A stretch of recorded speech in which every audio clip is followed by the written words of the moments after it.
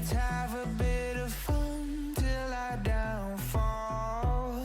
My love, if you feel like I do right now, don't say you're on the run to the other side, my love.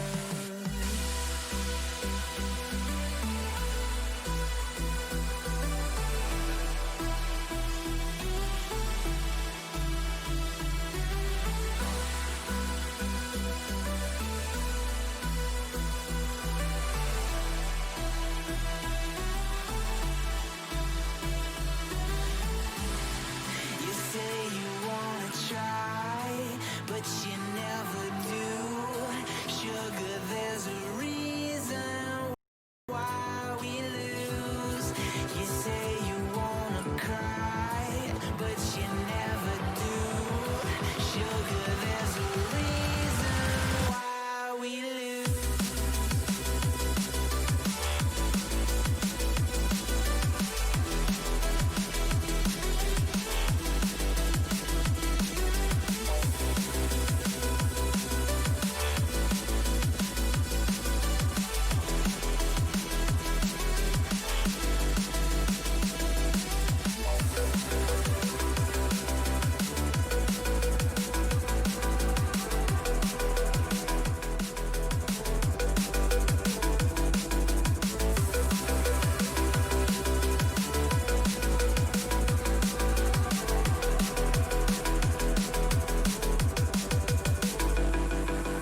I don't know what you want.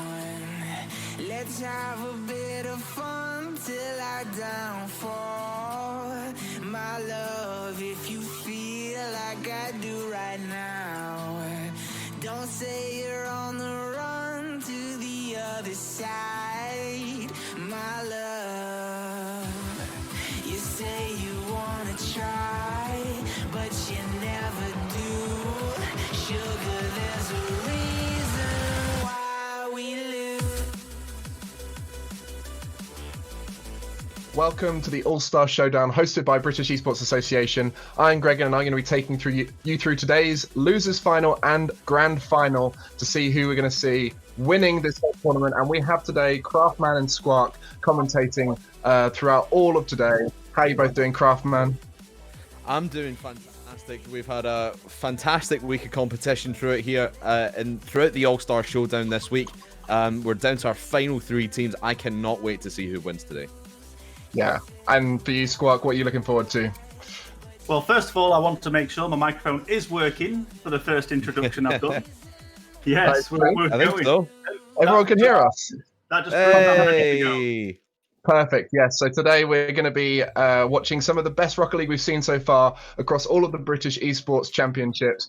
And today in the All-Star Showdown, we do have three teams left, and that is Sears, Don't Panic, and our surprise team making it to that grand final, Fortes Esports, who were the British Esports Champion for the school division last season. So we'll be excited to see how they perform today, but they'll be waiting in the final for the winner of Sears versus Don't Panic, which is going to be our first game.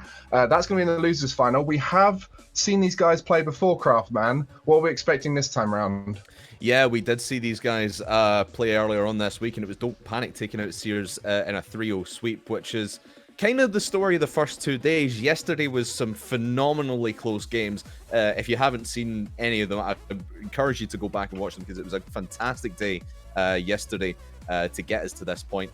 But yesterday we saw Sears kind of step up to the plate because we, in the first couple of days, they didn't really show what they were capable of. Now they seem to be back on track. They are in this lower final, however, losing out yesterday to the Ferrers. Or rather, excuse me, they lost to Don't Panic and then they beat Ferrers yesterday to get to this stage. But Don't Panic, they had a couple of slip-ups yesterday. They seemed like a solid team Monday and Tuesday, but yesterday the aggression was there, but you could see there was cracks in the system. Yeah, exactly. And we are getting to that pressure stage now where it's not just about how good you are as a player or as a team, it's about how you perform on the big stage in the big moments. And we saw a lot of sweeps up to this stage. And then, like you said, yesterday we had some really close games, 2 final game overtime winners to decide who was going to be taking those matches. So that was really exciting. And Squawk, for you, this is a pretty important stage, but who do you think has got the most experience today to be able to perform on that under pressure moment? In terms of the Sears Don't Panic game, it's difficult to call, especially after Don't Panic seemingly threw it all away yesterday. They were doing very well and then suddenly, I think, dropped 3 games on the trot. However, they've managed to bounce back with a fantastic 8-1 result. And that shows that they are, again, ready to fight. They're going to keep going.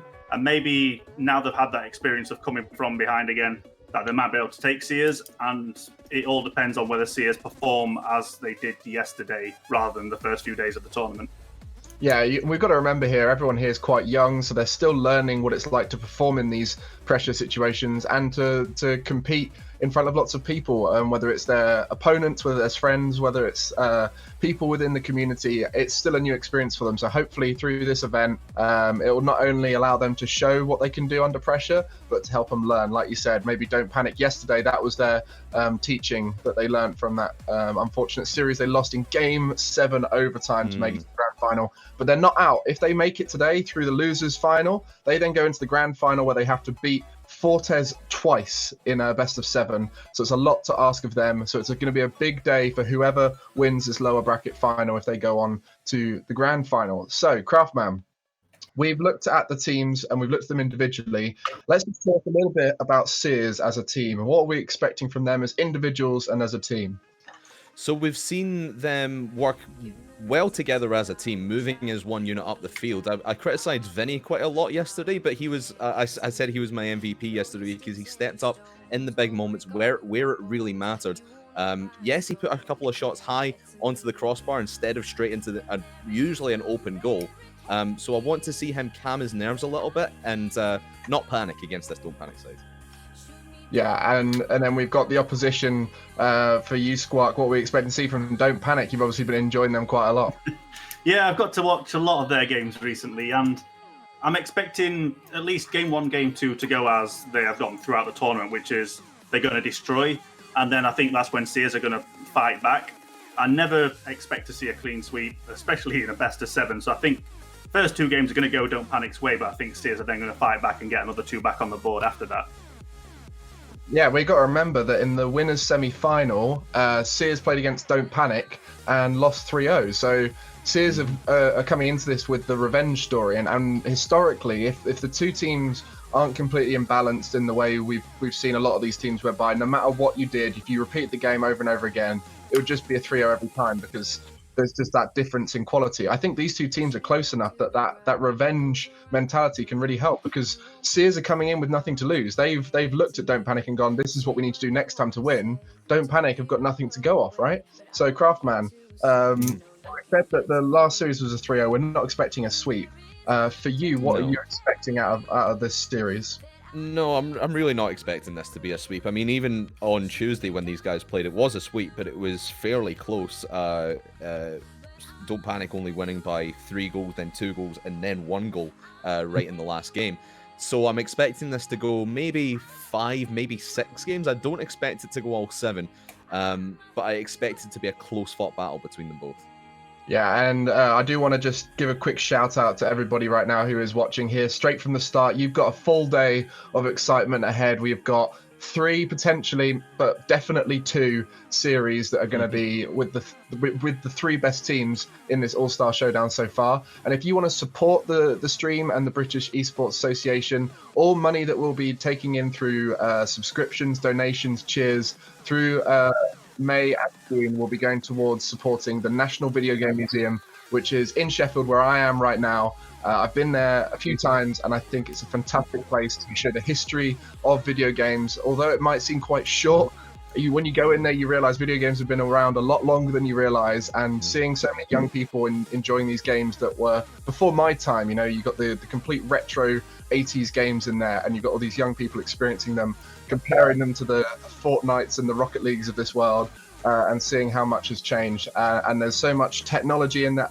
Honestly, I could talk about it for ages. And unfortunately, it's struggling right now because of the coronavirus situation. So we are looking to support that and raise as much money as possible. So if you are interested, send money over through subscriptions, cheers, and everything like that. And there's a link underneath the stream to if you want to support that. And then last thing, if you're interested in getting involved in the British Esports Championship next year, which will be the September starting season for schools and colleges, then there is a register your interest link for you to get involved now. If you want to register your interest, or if you want to tell your representatives at your school, or maybe you're completely new to it, go reach out to your school, your teachers, your friends at school, and say, hey, we want to get involved, because it's honestly a great way to get involved in esports. And on that note, Squawk, you've seen these people come up through the British Esports Championship. You've seen some of these players, and you've got to know a lot of these players through the tournaments. How important do you think it is for these guys who love esports to be able to compete in it through the school system? I need some more hydrates. I think it's absolutely crucial for them to actually get that experience in a sort of competitive scene, because we can all play ranked at home. There's no pressure when no one's watching you. But as soon as you've got a crowd of any sort, the pressure just builds up, and that's where you're sort of forged in fire. You need to have that experience behind you to know how you're going to react. So I think, the championships themselves are a great way to get that experience behind you, get a bit of notability. Everyone knows who you are after this, so hopefully. And that's how you can start launching a potential career in esports. So I would highly recommend it for everyone. Yeah, and it's not just about playing. There's so many opportunities, whether it's you want to get involved in commentary, whether you want to get involved in the organization in the background, managing, coaching. And if you just want to have a bit of fun and play, you don't have to compete to try and win the whole thing. Just competing and seeing how far you can get is as fun as anything. And Craftman, you're one of those people who's gone through the enjoying commentary for the sake of commentary, and now look what it's done for you. You're getting kicked all over the place for Rocket League commentary. How important is it just to get involved, get stuck in, and volunteer? So important. I started out doing commentary, I think it was about 3 years ago now, for a smaller community organization, and I just sort of build from there, build your portfolio and get your name out there. And I've done streams such as the Rival Series B stream. I've been to several LAN events and commentated there. It's launched so much for me, and especially for people in the background as well. I've seen people who've been producing, people who've been coaching and doing lots of things in the background. It's not just stuff in front of the camera or on the field. It's a lot of things in the background. So any way for you to get involved in esports, whatever way you can, there's probably a platform for you, and I can't think of a better place to do that than the British Esports Association. Yeah, exactly. And we're all lovers of video games here. I'm sure everyone who's in chat right now loves video games, and the joy you get from making events happen with video games is fantastic. But that's enough to speak about why we're all here. I'm interested to know, do we have that fantastic video to see which teams we're going to be looking at today? Because I love looking at the highlights of these guys. And if we do, we'll be getting to know the first two teams, which is Sears and Don't Panic. Let's have a quick look and meet Sears and Don't Panic, who'll be playing our first match. I know it's been a while. I know you're thinking the same, but I've been feeling like a moment can't go to waste. I let go of your name, girl. I figured that was it. I stopped playing your game, girl. Yeah, I thought I could quit. I'm all up in my head. I'm sorry for what I did. Wish I could have it unsaid. Just make it right instead of treating me like I'm dead. Is it too late to...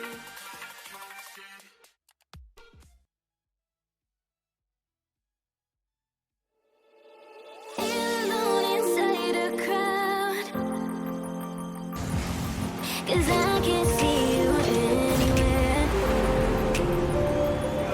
Cause I don't wanna lose, but I should go on. Don't wanna let you down. You just wanna know how far I will go, 'cause you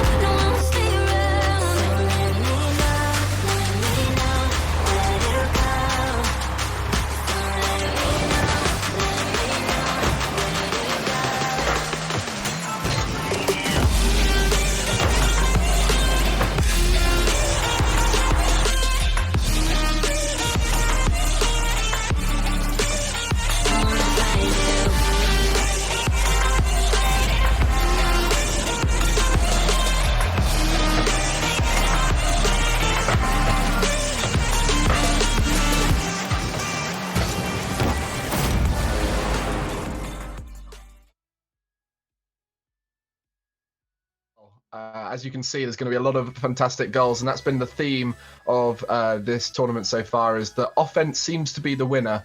We're getting high-scoring games, often 5+ goals in a game.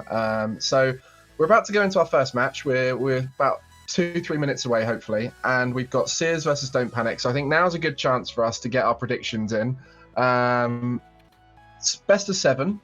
So, Craftman, what are we thinking? Sears versus Don't Panic. Remember, just for everyone who's watching, remember this was a 3-0 last time they played to Don't Panic. So, Craftman, what are you thinking?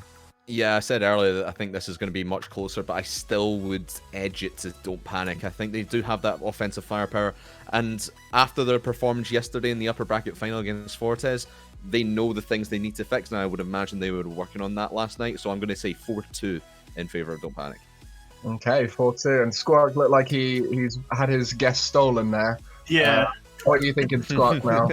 I was going for the 4-2 as well. Like I mentioned earlier, I do think Don't Panic will take game 1 and 2, and I think that's when Sears are going to bounce back. But as we've seen, both teams, once they start dropping games, fight hard to come back. So again, I'm going to support that 4-2 for Don't Panic. Wow. This has made it quite hard for me because initially I did think 4-2 Don't Panic, but I don't want to do that because yesterday I went against the grain and managed to predict it correctly, even though I didn't believe what I predicted. I'm going to go again and say 4-3 to Sears. There we go, and we'll see if it comes true again. You never know. So I'm going to hand it over to you two, and we're going to get into this game shortly. But I hope you have a fantastic game, and I'll see you on the other side, guys. Yeah, thank you, Greg, and can't wait for this one to get started. And Greg always just likes to be different from everybody else. He always likes to just stick his neck out and say, hey, I was right, you guys were wrong. But we'll see what happened at the conclusion of this one. And Squark, we were talking earlier about Don't Panic and how they performed yesterday against Fortes in the upper bracket final. There was a lot of overcommitment, a lot of double commitments, and they were leaving their net wide open at some points, but Fortes weren't really capitalizing on that. I could see Sears more so pushing up and taking advantage of the mistakes that Don't Panic can make. Yeah, definitely. We know Don't Panic are a very aggressive team, but Sears are also very aggressive, and I've seen Sears with the targeted demos, I've seen them bounce back, and they put on such a dominant performance against the university teams in their show matches. So again, even though they haven't had the hottest tournament so far, there's so much more potential for them to hit their peak again. So it's going to be a question of whether they're going to shift into gear in time, or if they're going to think they can sit back a bit too much, and then that's where it all falls apart. But looks like we're going to find out. We will find out indeed. Don't Panic versus the Sears in our lower bracket final. Best of 7, winner progresses into the grand final to meet Fortes. Sure to be whatever team goes through here is going to be one hell of a grand final coming up for you a little bit later on, but we'll start here on Manfields as Tommy will pick this one up from his own half, trying to air dribble it out and feeling out process as per game 1 usually goes. We'll begin with a little bit of offensive defensive ping pong, but that one's going to be breaking clear. Tommy was a little bit too far up, goes for the save off the post, but pinches it in, and Bendog has one within 20 seconds. Yeah, something I mentioned in the previous few streams is whenever it comes into a high pressure situation, Don't Panic are usually their own worst enemy, scoring a lot of own goals in their championship run. And that is not the start I wanted to see come from them, so they're going to have to work hard to compose themselves after that curse. Oh, dearie, dearie me. That's what we saw from Don't Panic yesterday. Was their downfall just the overcommitment, the overextension by the defense and indeed the offense, and that one just lets it wide open. Bendog able to spy that one and see the open net that Tommy had really laid wide open for him, but nevertheless, we progress, and Tommy trying to put the pressure back onto the Sears half, and again, you can see Sushi and Awesome there just hugging each other on the midfield line. Awesome does go back eventually, and it'll let Sears come in and take control now. Awesome trying to lay it off to his teammates, but he'll just find Bendog. He'll put it to the backboard. Duart looking for the touchdown, but it goes back into Vinny, and we play neutral once again.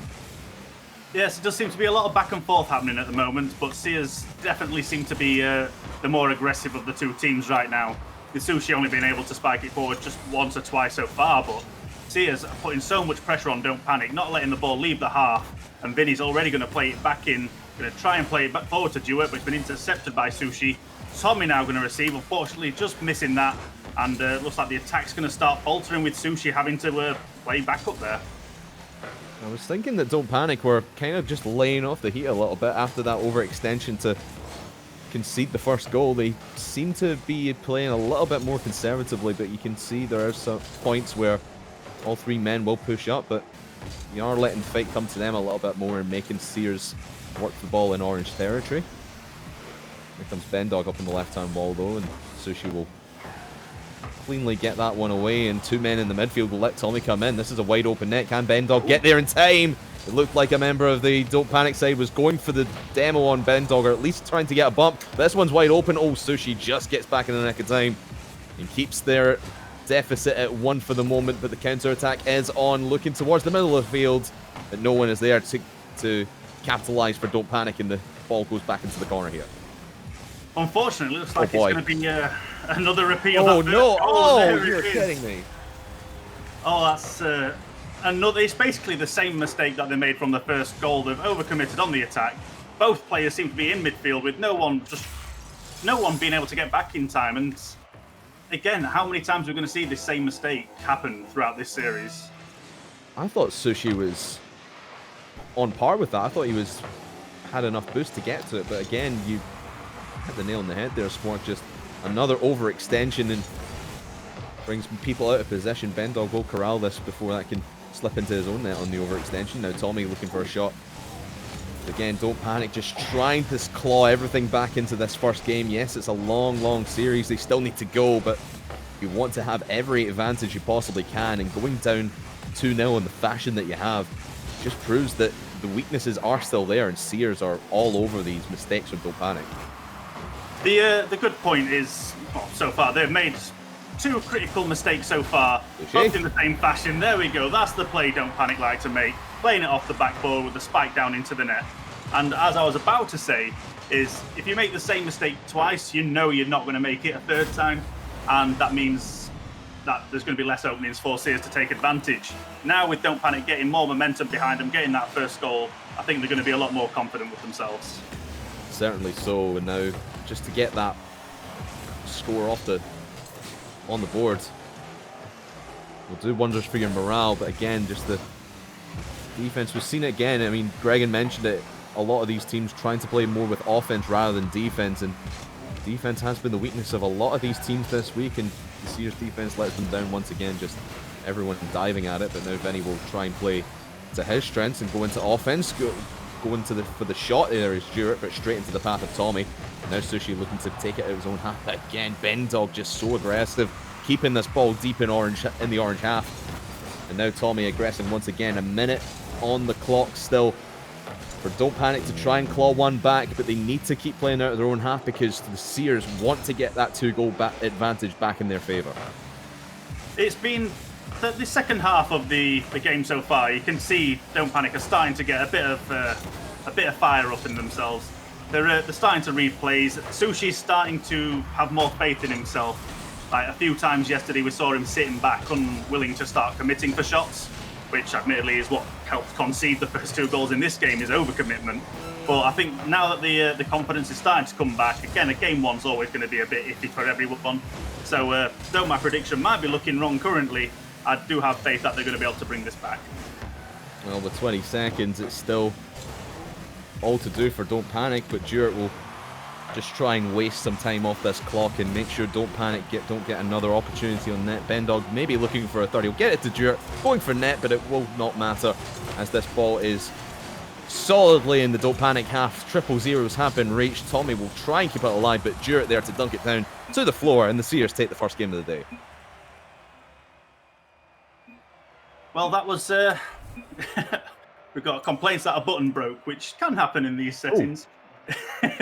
But yeah, that was not quite the start we were expecting from Don't Panic. Maybe the second half was a bit better for them, but the only 2 goals that they did concede was, in fact, off the same mistake pretty much back-to-back, which was over-aggression, thinking that they can sort of bully Sears into, conceding this game. And yeah, it's worked the complete opposite way, left them wide open, and Sears have taken advantage both times for that. Yeah, and that's really been the downfall of Don't Panic. It's what they struggled with a lot yesterday in the upper bracket final, but really you saw Fortes doing kind of the same. So I think if Sears are to be the one to get through to this grand final later on today, do you reckon they would stand more of a chance against Fortes than this current Don't Panic? It's a tough call. I think it's all going to depend on how much momentum they can get off this win. I think if it's a close win for Sears to go through this series, I don't think they're going to have much chance against Fortes. However, they do look like they are taking the chances. They're spotting mistakes and being able to exploit it. And if they carry on the momentum that they're taking from game one, I do think that they'll actually pose a threat to Fortes as it stands. Well, looks like we're getting underway with game two. Like you said, one of the players was reporting an issue with their controller, but it looks like they're fine to continue for the moment. Get this one underway into the middle there with a goal, but off the kickoff you can see that Sears want to push all the way up and be a little bit more aggressive, but now Tommy puts the pressure back onto the blue half. You're able to clear that one away, but awesome again, just holding this midfield, creating as many opportunities for Don't Panic as possible, but vindicated by Vinny. It's just back and forth in this midfield. Whoever has control is going to be taking all the shots. Tommy in great position flying in there, but able to hit it to the side rather than to the net. Just with a clutch save. Don't know if anyone's coming in there for Don't Panic. It looks like it was a very shaky start in the Sears defense, but they at least hold it at bay for the moment. It's something we have seen again from both teams, is the fact that none of them will lie down and take it. That is a very poor decision to take it across their own goal mouth. I'm not sure what they were thinking. Vinny trying to stop this from happening, got on the wrong side of it, thought he could push it away in time, and Sushi reading it like a book, seeing the opening and just nudging it in. Brilliant awareness from Sushi to see that Vinny was taking that across the face of the net rather than above the crossbar, where traditionally you would take that, but the positioning from Vinny just was not there. He had no option but to take it across, and Sushi, like you said, just reading an open book and able to get the first goal on the board here in game number 2 for the Don't Panic side. Now, how do Sears fight back from this adversity? It's going to be the telling tale in this matchup. How each team fights back from their deficits to try and regain control. Here comes Vinny towards the backboard. Bendog was there, but Vinny follows up his own shot and ties things up. That's a bit of redemption from Vinny, being able to bring this game back onto equal footing. With looks like both attacker and defender missing that ball there, leaving the net wide open for Vinny just to tap it in again. Not spectacular goals we've seen so far, but they don't have to be. A goal is a goal, and that is the way it's going to go for the first few goals of this match. An interesting kickoff there from Sears as well. All three men aggressing on it, and Don't Panic now with healthy field position as they try and work it there, but the defense able to recover, and Bendog on the counter attack, bringing all three men up for the kickoff, forces everyone from Don't Panic to scramble for that ball, and no one's there to defend. Again, we're looking at another case of overcommitting, and that is, again, it's a costly mistake. They do have the potential to see this back in, but they just keep making this same mistake of leaving the net wide open, coming up on the attack. Maybe they don't need all three. They might have to relegate a person to defence until they get this game back under control. But the way Sears are playing at the moment, they're not going to give them that opportunity to even have some shots. Looks like Jewet's going to now try and take it past Tommy. Tommy passing it to Awesome, going to Sushi. Sushi playing it down, and Awesome with the follow-up. That was a lovely play. I was sure Sears were going to be able to get the clearance on that, but Sushi just pipping him to it. Well communicated by Awesome as well to see that he was going to go into the middle there. I think Sushi was trying to be his usual little self and score everything on his own, but Awesome, great follow-up. And ties things back up in favour. I was going to say it's not in anybody's favour, but Don't Panic now getting things back on on a level footing as we tick towards halfway through this game number 2. And still, really, we're looking for someone to take dominating control. It's really been back and forth in this game number 2, but Jewett will go for net. It'll be a weak shot at the very least, and Tommy able to corral it for the moment. Plenty of boost now, going for the dribble. Pops one into the corner, try to follow up his own shot. And there's Bendog to send it clear back into the middle. only finds Awesome there aggressing. You could see Sushi flying in there.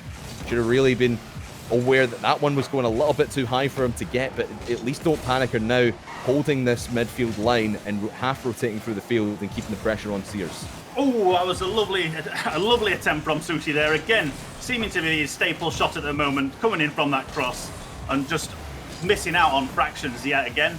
But this is the Don't Panic team that I like to see. It's what we've seen them play the best, as I was just about to say.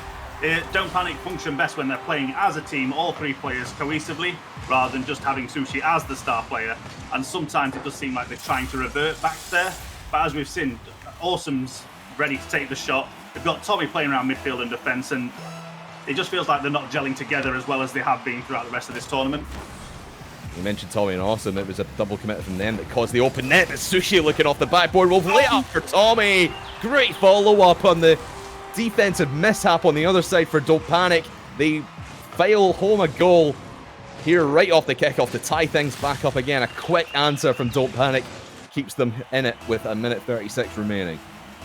I don't think, having watched game one, that this was going to be shaping up to be a 3-all match so far.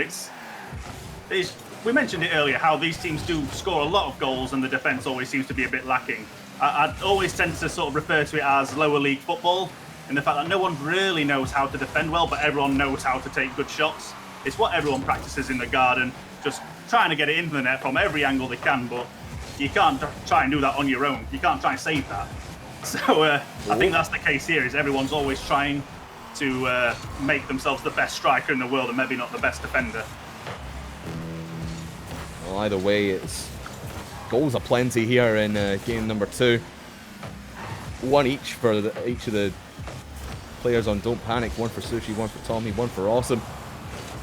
Stewart is the only player on the field right now who doesn't have a goal in the back of the net, but he may have an opportunity here if he could follow that one up. But Sushi able to lay it into the corner, very smartly rotated back for Stewart, as he could see that opportunity had been gone. But now Sears looking to flip the pressure back onto the orange half of the field. Vinny now around the corner, he's got plenty of boost, he's got a man in tow with him. There's Stewart, but can't get up high enough and just lets that one go. 19 seconds remaining. Don't Panic on the counter attack. You can see that everyone is not set up in defense from Sears, so they want to capitalize, but they've been a little bit too slow about it.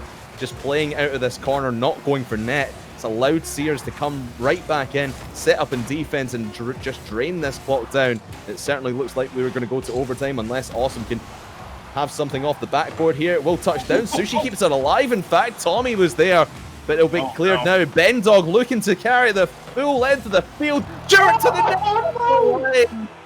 The one man who hasn't scored a goal in this game so far still continues to put a 0 on the board, but right off a kickoff, he might get it, just goes to the side. So unfortunate for the Sears that one did not trickle in.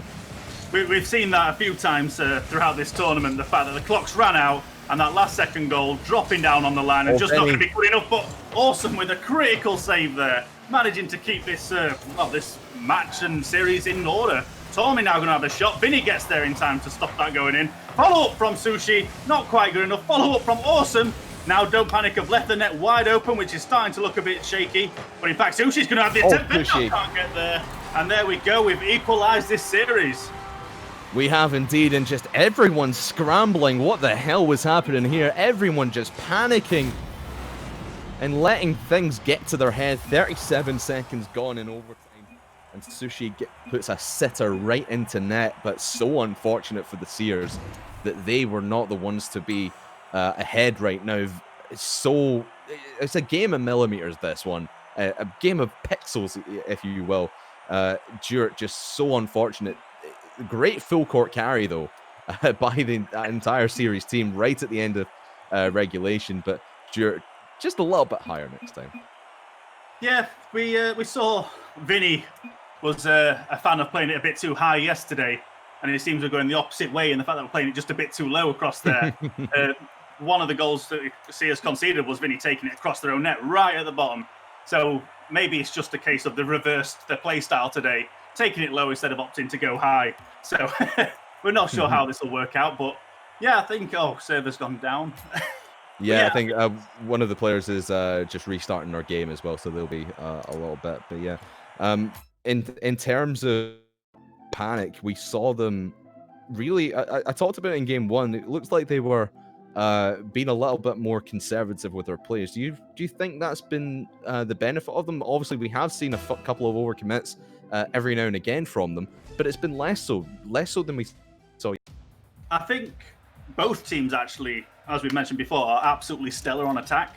And to see them being a bit nervous, maybe not believing in themselves enough, that they are sitting back and opting to play defensively when it's neither of these teams' play styles, I think it's definitely a detriment to both teams currently. I think they both need to just go full throttle in, attacking with everything they've got. Yes, it didn't work out for Don't Panic in the first game, but that is the style of play that they're used to, and I think it's best to play your own game than the opponents.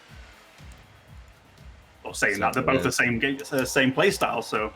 But what do I know? I'm only a diamond.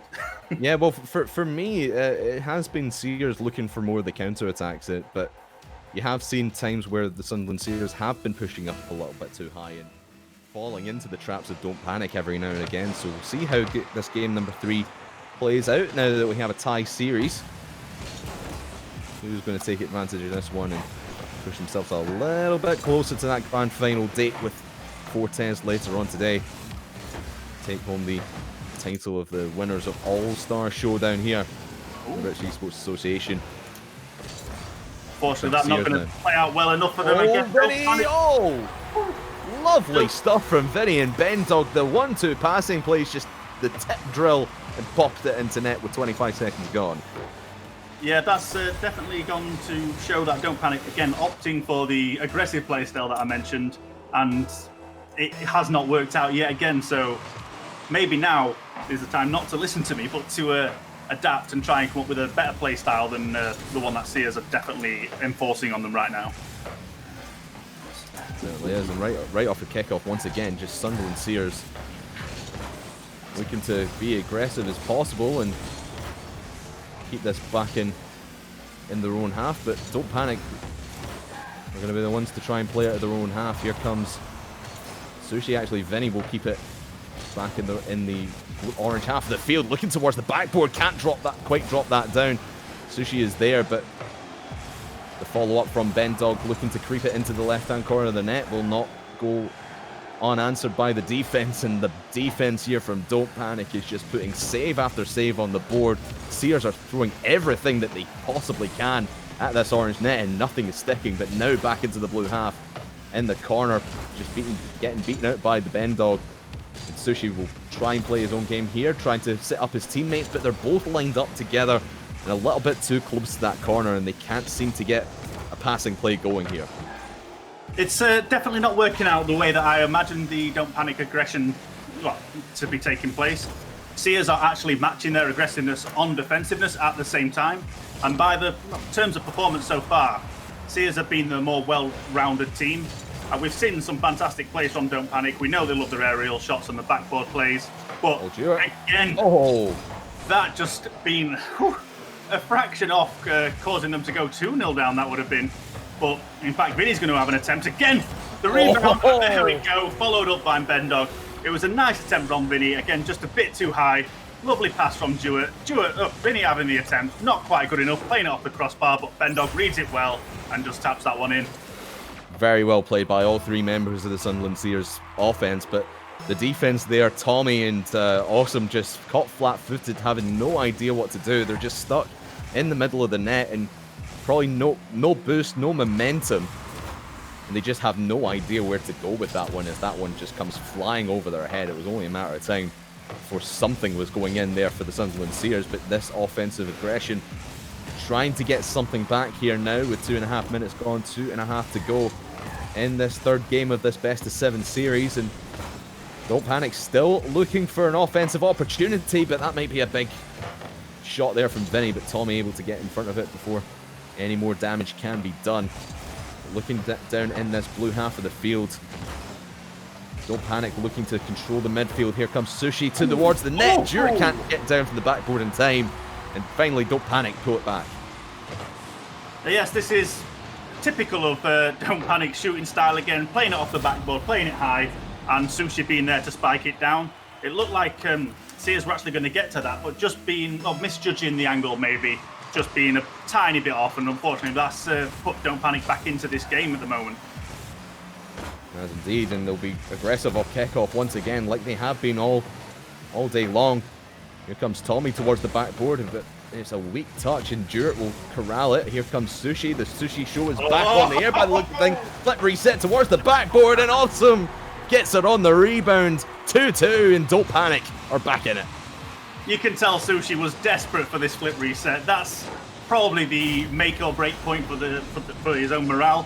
If he can get that on, a bit like the Brazil from yesterday, he has been hungry for that, and that has got to put them in good spirits. So it looks like this Don't Panic team starting to turn back into their old glory from the previous games, and rather this bit of a shambles in defense team we've seen so far.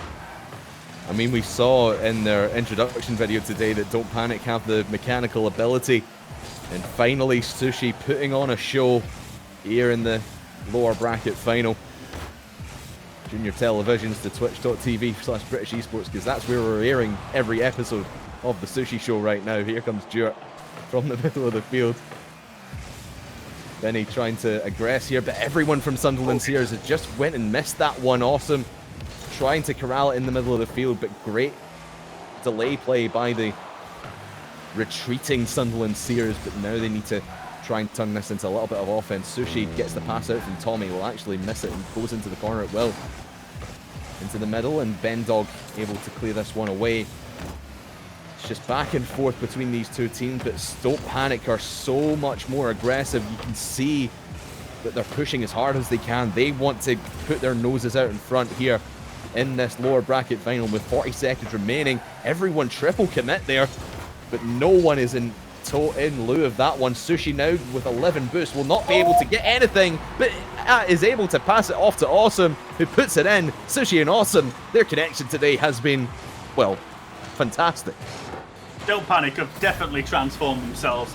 I think they've got over that initial stage fright. There was a bit of pressure, whereas yesterday they started off strong because they had that safety net. They could lose a series and still be in this tournament.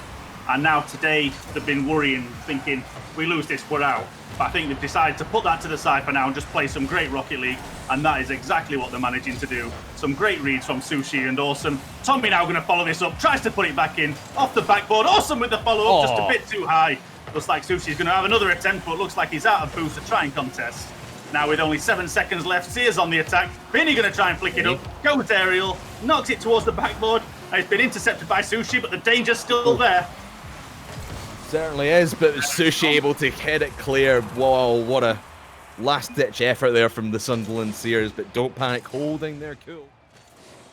And putting another game up on the board, 3-2. They take this one and go up this 2-1 here in the lower bracket final. 2 games remaining for them to win, and they will be going through to face off against Fortes and have that rematch of the upper bracket final that we saw yesterday. I was initially worried. I was thinking that this Don't Panic team, as we've been seeing them so far, have been a bit too shaky. I think the nerves have been getting to them, definitely. And this game has just completely turned that round, especially towards that second half. Well, basically that flip reset is what was the turning point for it by the looks of it. Once they got that, they had their confidence back behind them, and you could see in terms of their aggressiveness, they were playing as a team again, spotting each other out, and I think this is going to be where Don't Panic come flying out of the gates. Now, well, they have that game advantage, like you said, and I fully expect them to go back to their old ways of being slightly aggressive. Will Sears catch that and try and play this counter-attacking play, as has been the downfall of Don't Panic for a lot of the competition? But that one dangerous in front of net. Awesome, just backflipping to oblivion with absolutely no boost. He needs to go refuel himself now and move with his team downfield, but you can see Sears are trying to push the line a little bit too high, and Duart flicking one towards net it will go, but Sushi able to keep it away for the moment. And this one, that's a wide open net actually. Don't Panic realize that? They could have had a shot on net if they were a little bit too quick, but Vinny winning the challenge, winning the 50-50. It's off the post though, just a little bit too wide. That could have easily been the first goal in favour of the Sears. I was mid-hydration there and nearly swallowed an ice cube. That was as close as they come. And again, I think that would have come off the back of Don't Panic, leaving the net wide open, as Sears just did there. Tommy spotting the mistake and just easily popping that away. Brilliant stuff there from Don't Panic, and Bendog just a little bit too hesitant in the corner. Didn't really know what to do as the ball was coming his way. No momentum, no real control of his vehicle. And into the middle it goes, and Don't Panic all of a sudden have this game in the palm of their hands. Up one with just over a minute gone. Here comes Bendog though on the aggression. It'll go straight back into their own half. Here comes the offensive Panic, the pull shot there. Vinny steps in front of it just for the moment, but the follow-up there from Tommy just a little bit too high. Awesome with the second attempt and straight into the path of Dewart. Man alive, this Don't Panic offense has come to life, and they seem to be rotating a lot cleaner through the midfield and getting far more opportunities onto net. Something I have noticed when, that's a lovely save from Tommy, just managing to knock that to the side. And I'll get to my point in a minute, as long as this danger eventually subsides. What I was going to mention is the fact that whenever Don't Panic do have a shot, the other two teammates are waiting, and it looks like they're just rotating, having one shot after another, just keeping that pressure on and trying to run the defense ragged. And it's nice to see them starting to, come together as a team and plan that very well. And it's starting to pay off for them. Sears managing to just hold up. Vinny with the shot, but Sushi reads it well, trying to get it clear now, and Dewart's going to challenge. Looks like Tommy's going to pick this up and try and take it off the wall. Vinny intercepts, but there's no one there. Awesome, plays the long ball, but Bendog gets there just in time. Tommy now playing it high, ready for the counter-attack, no one there. And Sears are now going to try and get rid of this, but before I can say it, again, it seems the aggression has swapped side and side again. I can't even tell who has possession at this point. Yeah, just ping-ponging back and forth between the two offenses, and I want to pick up on the point you were talking about, Don't Panic looking like a more well put together team, a well-oiled machine, if you will. Just moving as one unit, and Sushi, it's not all about him right now, but oh my goodness, the defense, what happened there? They are lucky to get away with that one. Dewart will take a demo for good measure, but that could have been so disastrous for Don't Panic after a very clean game that they've been playing here in game number 4. Looking back at that, I still haven't figured out how the ball did not actually end up going in the net. There was a lot of demos, a lot of collisions going on. The ball just seeming to fly off on its own accord at one point. And again, that was skin of the teeth kind of stuff. Awesome now trying to get it past Vinny, but Bendog's there to receive it. Playing it forward, it's a good shot, it's just a bit high. Follow up, there it is. A lovely play off the backboard and a lovely finish. And that's not a lot. That's not what we've really seen from Sunderland Sears so far today. Just the follow-up shots, and it's Bendog to follow his own one up there off the crossbar, going right back into the heart of the net, tying things up. Beautiful play there from the Sunderland Sears. And how do Don't Panic react to this? They've had goals back fairly quickly in the past before, especially even in this series as well. They want to have one right off the kickoff as well, just pinning the Sears right back in their own half. But the Sears defense able to cope with it well so far. Still a tie game. No cooler heads prevail, and Sunderland Sears playing this a little bit of a massive game, but it comes straight to them. Dewart able to sneak it into the crossbar and get the Sears into the leads. I'm sure Don't Panic was absolutely confident they had that. Sushi going up area for it, but I think that was the only place that could have gone, and that ball still going in the net. That was an absolutely fantastic goal there. And again, just managing to put Sears ahead and possibly get them back into this series, being one match down so far. Very good. Well, and it would tie the series up as well. Maybe our prediction might come true about 4-2 in favour of either of these teams, really.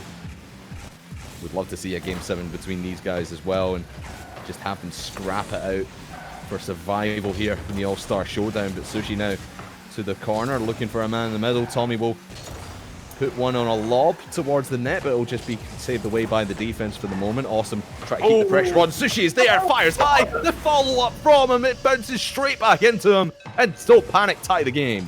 I thought that was it. I thought the attack was over. He'd hit the crossbar. I thought he needed to get back, but the momentum carrying himself forward, hitting the post, hitting the crossbar, in fact, hitting all three, and then still managing to get the goal, bringing themselves even in this with 37 seconds left to go. That was absolutely critical to keep this momentum rolling for Don't Panic. Oh, but it looked like it might have been a kick-off goal in favour of the Sears, but Don't Panic able to keep their cool and find the defensive play. Sushi towards net. They're looking for that quick play right off the kickoff, but 20 seconds now. That's looking dangerous in front of net. No one aggressing on it from the Sears so far. 15 seconds now. Jurt trying to play it out of the corner. Sushi will keep it in his own possession and looking towards overtime, but Vinny has other ideas. Going to the corner of the orange half. Bendog with the follow-up. Where is Jurt? He's going for it. It's actually going to be Vinny on the follow-up. Can't get to it. And it'll be sent clear into the floor. Overtime has been reached in game 4. Yeah, so well, again, it seems to be like yet another close series. Sushi now on the attack, trying to take it past, but the keeper reading it well. Tommy now going to try and get in the way, but just not a good enough effort. Going to keep chasing this down, but Bendog's got a bit of time now. Deciding to pop it aerial. Sushi managing to get the interception, but again, looks like we're going to sort of falter in midfield here and buy ourselves a few seconds to catch our breath. I think these guys need to catch their breath as well. They've been flying around this field the last 5 minutes, just going as quickly as they possibly can. All 6 members of both teams, but oh my goodness, what a defensive mishap. That one trickles in. 36 seconds gone in this overtime. And the aggression there from Awesome, just not realizing that Bendog was coming over the top there. And that is a chance blown there. Don't panic, and Sears claw one back to tie the series. Oh, posture checks, I can do that. Yeah, that was a bit of a clumsy goal at the end, but I mean, a goal, it takes the match away from them. Yeah, the pull shot coming out at the end, just managing to lob the keepers. I don't think, well, don't panic, we're expecting that at all. I certainly wasn't. And it's unfortunate that that was the deciding goal in this match, as both teams had played fantastic. Yeah, brilliant stuff there. But again, just the don't panic defense, just a little bit too scrambly. I mean, we've seen scrambly defenses a lot this week, but I don't think we've seen scrambly defense more so from Don't Panic. They seem to be aggressing as hard as possible, but then as soon as they get some kind of attack in their own half from the Sunderland Sears, they just lose all control. We've seen people just stay in the middle of the net, no momentum, just not have anything going for them in that part of the field. And then all of a sudden, what do you know? Sears come over the top and get one in. But now with a tied up series, do you think Don't Panic are going to be still that ultra aggressive team? We've seen it worked out for them, but we've seen it also go against them as well. Do you think they'll be a little bit more conservative? We've seen it work for them in the series before as well. I personally hope that they don't play conservatively. Don't panic. In fact, there we go.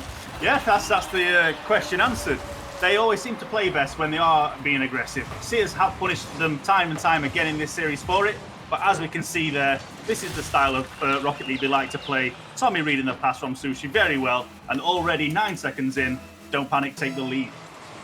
Yeah, well, 9 seconds gone, and certainly, like you said, they are not wanting to batten down the hatches just yet. They want to be firing on all cylinders, but it looks like Bendog wants to be doing the same. Vinny towards net, just into the post, and will get cleared by the defense for the moment.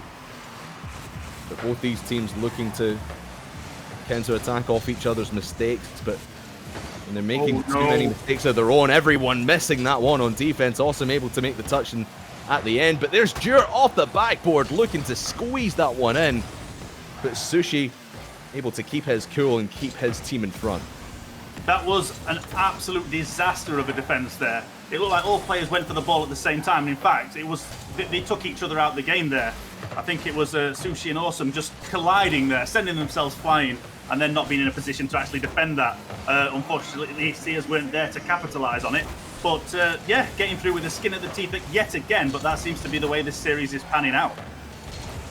Certainly does seem like that way, but Jurt over the top. Vinny with the follow-up just right into the crossbar and the post respectively. Now Bendog with a second attempt, but will put it into the corner. Will allow everyone from Sunderland Sears to go up for this one. Vinny will pop it into the middle, looking for Jurt there, but it's straight into the defenders. Sears with so many chances now.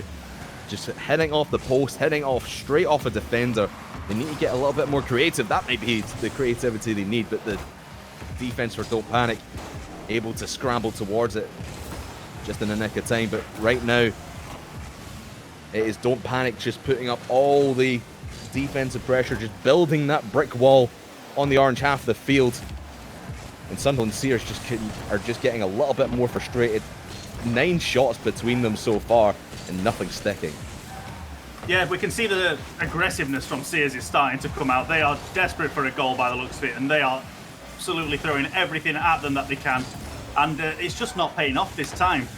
It's a good job that they are actually keeping that person back at the moment, because with the aggressiveness they are putting on, they're leaving themselves open to a potential counter-attack, which is something we know Don't Panic like to do time and time again. Looks like Sushi's going to try and take it past. Bendog playing it up. In fact, looks like no one's going to get to this. Oh my goodness. Oh, I'm not actually sure what happened there. But like everyone was just afraid to touch the ball all of a sudden. Sushi missing it, Tommy missing it, and also not able to recover either. That's such a poor play by Don't Panic. Obviously, Sushi was being the aggressive man, but when Awesome and Tommy are missing balls like that in defense, just pure sitters, you can see that the defense for Don't Panic, they can get a little bit too hot-headed sometimes. Just, for lack of a better word, panic when something comes their way. And all of a sudden, Sears, after 10 attempts on goal, they finally get something going, and it comes off a big defensive mistake from Don't Panic. And, I mean, they put up pretty much 2 minutes of solid defense and nothing was going in, and just right at the end it was a little bit too much effort and couldn't put up the defensive hold that they were able to do all game long. But now, here at a tie series in fact, someone needs to start taking the leads, take command, and it looks like Sears want to be the ones to do that, especially with all the aggression that they're putting onto this orange net. So far, after all the shots that Sears have actually taken, for that be the one that went in is just absolutely baffling. But it looks like Don't Panic aren't letting it get to them too much. They're starting to put that good defense back on. They're starting to play as a team. Tommy now going to try and play this up. Bendog reads it well, but can't get there against the 2 players. But now Don't Panic are having to fall back as fast as they can. Sushi taking Vinny out to take away that danger. Awesome now trying to play it forward. Tommy with the receive. Unfortunately, the wrong angle, plays it off to the side. Now going to play it off the wall for Sushi to follow up. There it is. There's a follow-up. And there is the goal. Beautifully played by the offensive Don't Panic. We've seen Sushi and Awesome have their link up, and now it's Tommy back to Sushi. And you can see that Don't Panic so comfortable with their passing plays and letting Sushi really take the lead on these. And now they have the advantage with less than a minute to go now. Whoever wins this one will go on to match point and be one step closer to that grand final date with Fortes. And if it is to be Don't Panic, I said it before, I'll say it again, we'd love to see that rematch that we saw in the upper bracket final yesterday. It was just a phenomenal performance by both teams. You could see Sears taking the battle to them as well. That one pinches in. No way. You cannot prepare for that one on defense. That is the second time we've seen Jewett. In fact, the last goal came off Jewett not seeing Sushi had gone up for the ball. Was out of position, looked like he was going aerial for it himself and decided to back out. And again, another mistake from Jewett, setting up another goal. And it is a shame because he's had such a fantastic performance this tournament so far. And for 2 goals back-to-back like that to happen from sort of similar mistakes of just not being ready for it in the right position. Redeeming himself there, but not enough. Tommy seizing the advantage and squaring this away. Don't Panic definitely want to take this game and take this series. Yeah, if it wasn't confirmed already, it is now.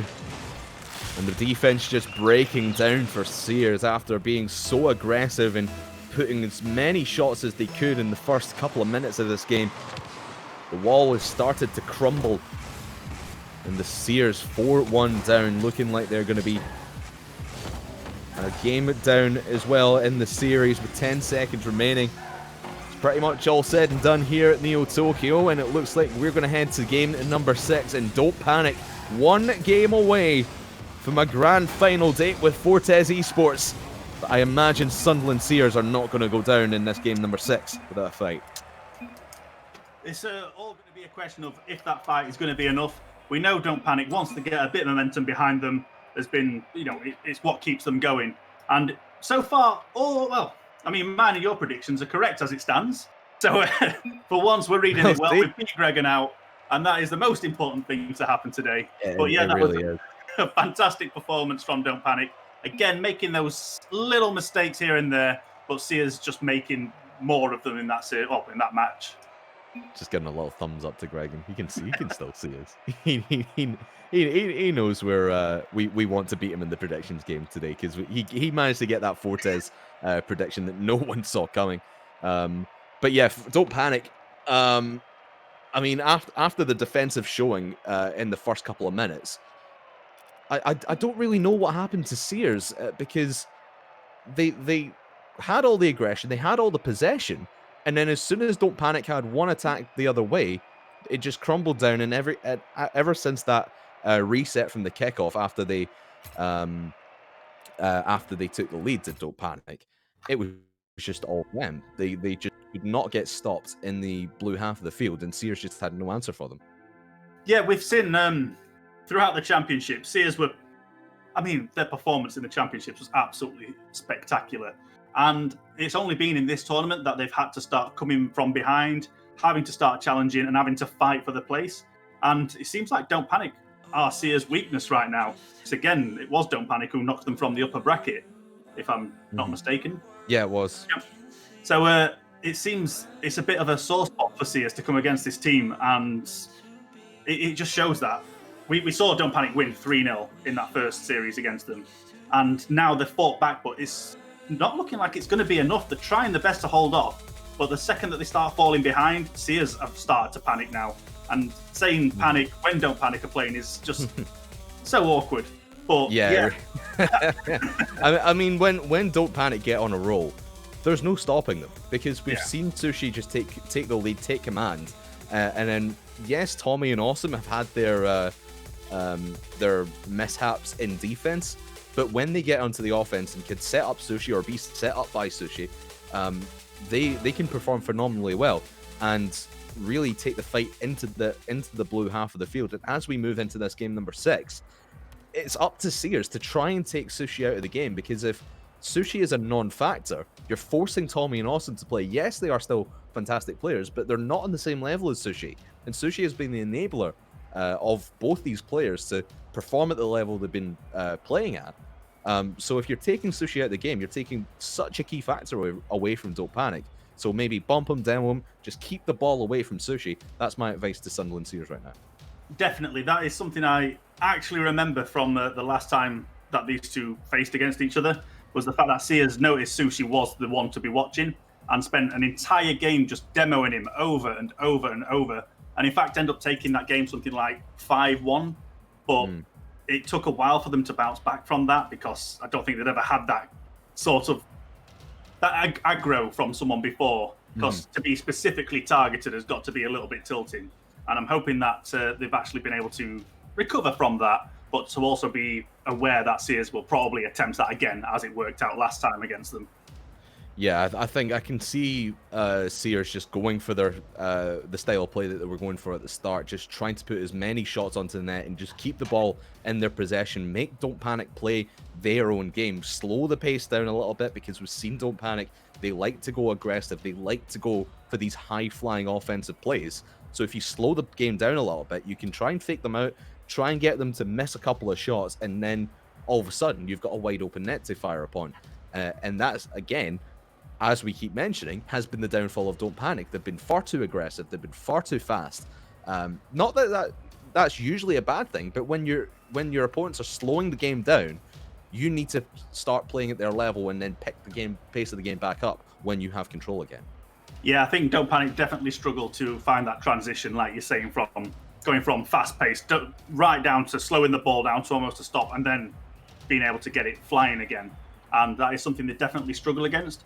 What I want to know is, I mean, you've watched a lot more Rocket League than I have, is how do you defend against this Don't Panic's tactic of playing it off the backboard and sort of smacking it down into the net? Because that seems to be the majority of Don't Panic's goals, are coming off a rebound, off a wall, and just having no contention with it.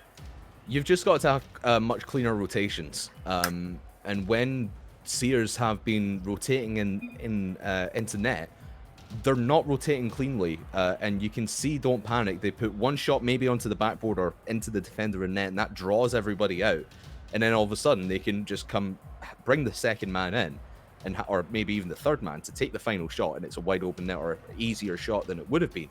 So if you're rotating a bit cleaner, you have one man come in to save, go out and get boosted, and have another man come in the back post. And then you've just kind of got this rotation, this carousel of players just coming in, coming out, coming in, coming out. All of a sudden, you've got a cleaner rotation. You're able to keep Don't Panic at bay, and you've got to contend with a lot more players with a lot more boosts. So if the Seers are able to cleanly rotate, control the boost on their end of the field, not let Don't Panic just crawl all over them, and just keep their cool, cooler heads will prevail, and they might end up taking this game number 6. But as we mentioned, that 15 seconds in, Bendog already has a shot towards net here as we start the 6th game of this series. Stuart looking to squeeze it under the defense. 2 players out on that one. Awesome and Sushi able to get it away, but Bendog will hit it straight into the path of Tommy, right back over the top. It will go for Stuart. But this Sunderland offense, once again, we saw it in the last game. Here, Squark, they just want to cleanly rotate in the middle of the field rather than defense and get as many shots onto the net as possible. Yeah, the danger's definitely coming from Don't Panic when the ball is in the Seers half. I know it's a pretty obvious thing to state, but when the ball seems to be in midfield, Don't Panic's presence is a lot thinner. So I think that's what they need to do, is just get the ball away, not belt it across, because then they're just giving them the chance to reset. But Stuart's going to play it down to Vinny. Tommy's the only one on defence. Unfortunately, not going to be able to get the touch right, and the attack sort of falters there. But Awesome now on the break, trying to get it past Bendog, but not being able to do it. Tommy with the shot. Can Stuart get there in time? He can! Popping it into the crossbar. Bit of a misplay there, trying to get that clear, but it's worked out in the favour this time. Beautifully played by the Seers defense, and it looked like it might have been an easy counter-attack, long ball goal, but Tommy able to rotate himself back into net and clear that one away. But now Sushi on the break, looking to squeeze it past the defense once again for the Sunderland Seers. But they're just rotating once again, just trying not to double commit, and it's just one man on the ball at any given moment. They're communicating a lot better, it feels. There are those double commitments every now and again. It's pulling players away from where they really should be. But now Vinny into the middle, had Bendog to the top corner, but just bounces clear. And the 4th man for Don't Panic, the post, does his work. Yes, the Seers have definitely seemed to have turned things around in this game. They are absolutely desperate to get ahead in this game. They're throwing everything they can. They're throwing the kitchen sink. But Awesome getting there in time, just didn't get there to stop it. But Stuart again keeping the attack alive. Sushi going to steal it back, but without any boost, he's not going to be able to follow this up off the wall. And it looks like Don't Panic's teammates weren't there either. Awesome with a pretty straightforward shot straight at Bendog. Tommy now going to keep this attack alive again. As we mentioned before, almost like a carousel. They're just taking it in turns at who's going to have these shots. Awesome with a questionable playing it off the backboard right in front of their own net, but again working out in this favour. And Vinny now going to let's just say Awesome was a little bit lucky that no one was aggressing from the Sunderland Seers. Seers were obviously sitting back a little bit, letting the ball come to them, thinking that Don't Panic had it all set in defense, but Awesome just with a very poor misplay. Vinny almost putting it straight in front of the net.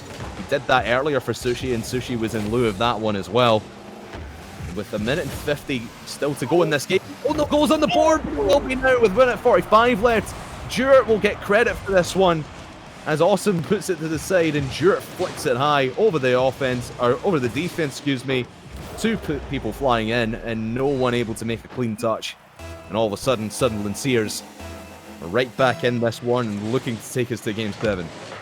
Yes, it looked like all 3 players from Don't Panic were in that back left corner. I think it was Tommy on the way back, Awesome going for the challenge and not winning it. And that just meant that there was no one there to pick it up. They're both trying to get that to... In fact, I'm not going to get a chance to finish that. Sushi sneaking one through there. I'm not sure what actually happened. Vinny getting that deflection, but it's gone straight to Sushi. Oh, Bendog. Bendog claiming he was lagging a bit, which is... It can't happen during a pandemic, and the internet service providers doing what they can, but... That is just what comes with a tournament based from home, I'm afraid. Yeah, so unfortunate for him. It looked like he might have just been hesitating, but if it is a little bit of lag, that's really unfortunate for him, but not a lot we can do in that sense. The game has pretty much played its course, but now Sushi looking to tip it off the roof of his car and get something going in that sense, but Here comes Don't Panic now, right back down the other side. Bendog fighting through the lag, fighting through the challenges that he's facing on his end. And here comes Tommy from his own corner. And you can see Sears trying to flip this back into the orange half of the field. They're much more comfortable up on offense within the R and defense because there's been so many double commits and miscommunications from the defense in Sunderland Sears. They want to try and keep this ball deep in orange territory as much as they can. 35 seconds remaining. It's all Don't Panic right now, and they're looking to seal this one, seal the deal, and seal their place in the grand final within 6. Here comes the down to by Sushi. And Awesome can't make a touch to it, and it goes back clear into 20 seconds now. Sunderland trying to get their last offensive play in. After watching how many, the style of play that Don't Panic have been doing with their aggressiveness, playing it off the backboard, seeming to be the start of every play. Awesome, not being able to get a touch on that is absolutely devastating considering how many shots they've been able to play off or pull off like that. It's just a shame that they didn't get that one in when it mattered. Overtime again. Every other game has been overtime in this one. Game 2, Game 4, Game 6. All going to extra time here in this lower bracket final. One goal will send Don't Panic to the grand final, and Sunderland will be sent home, sent packing out of this tournament. But if they were the ones that score it, we play again in a Game 7. Vinny, the shot from Awesome was straight into the defender, and an easy enough save, but it could have been followed up so much cleaner than it was. But now Sunderland with a chance now in the orange half of the field. 35 seconds gone. Stewart to the middle of the field. Awesome aggressing on that one. Get it down to Sushi. He is flying hard into this one. But Bendog able to clear it away and put Sushi at bay for the moment. Yeah, Sushi seeming to go the entire court with that aerial, trying to desperately get that in. But by the time he got there, the ball was already on the floor. No chance of the shot coming out, and it was just a waste of resources in the end. It applied some pressure. Sushi going for his ceiling shot that he likes to do. Stewart with a relatively simple save. Awesome keeping the pressure on, but with no follow-up, looking for the block. Can't get there. Sushi with the follow-up again, but Vinny stopping that. Looks like Vinny may have disconnected for a second. We seem to... Don't tell me we've got another overtime disconnect. What's been happening?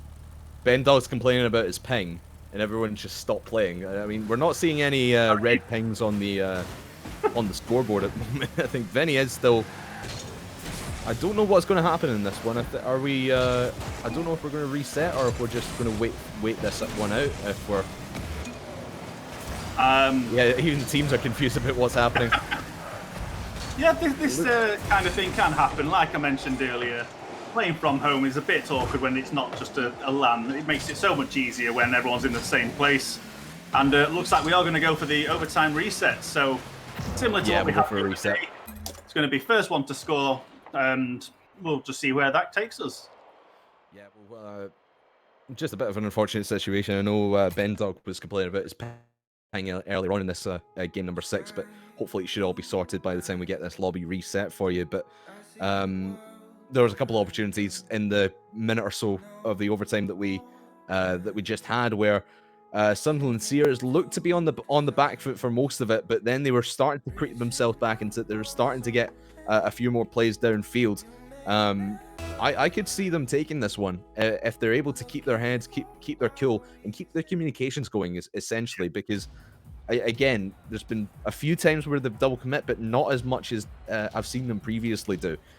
So if they're able to communicate with each other, say I've got it and you go get boost and set up for me for a pass, that's going to be the difference maker here in this overtime.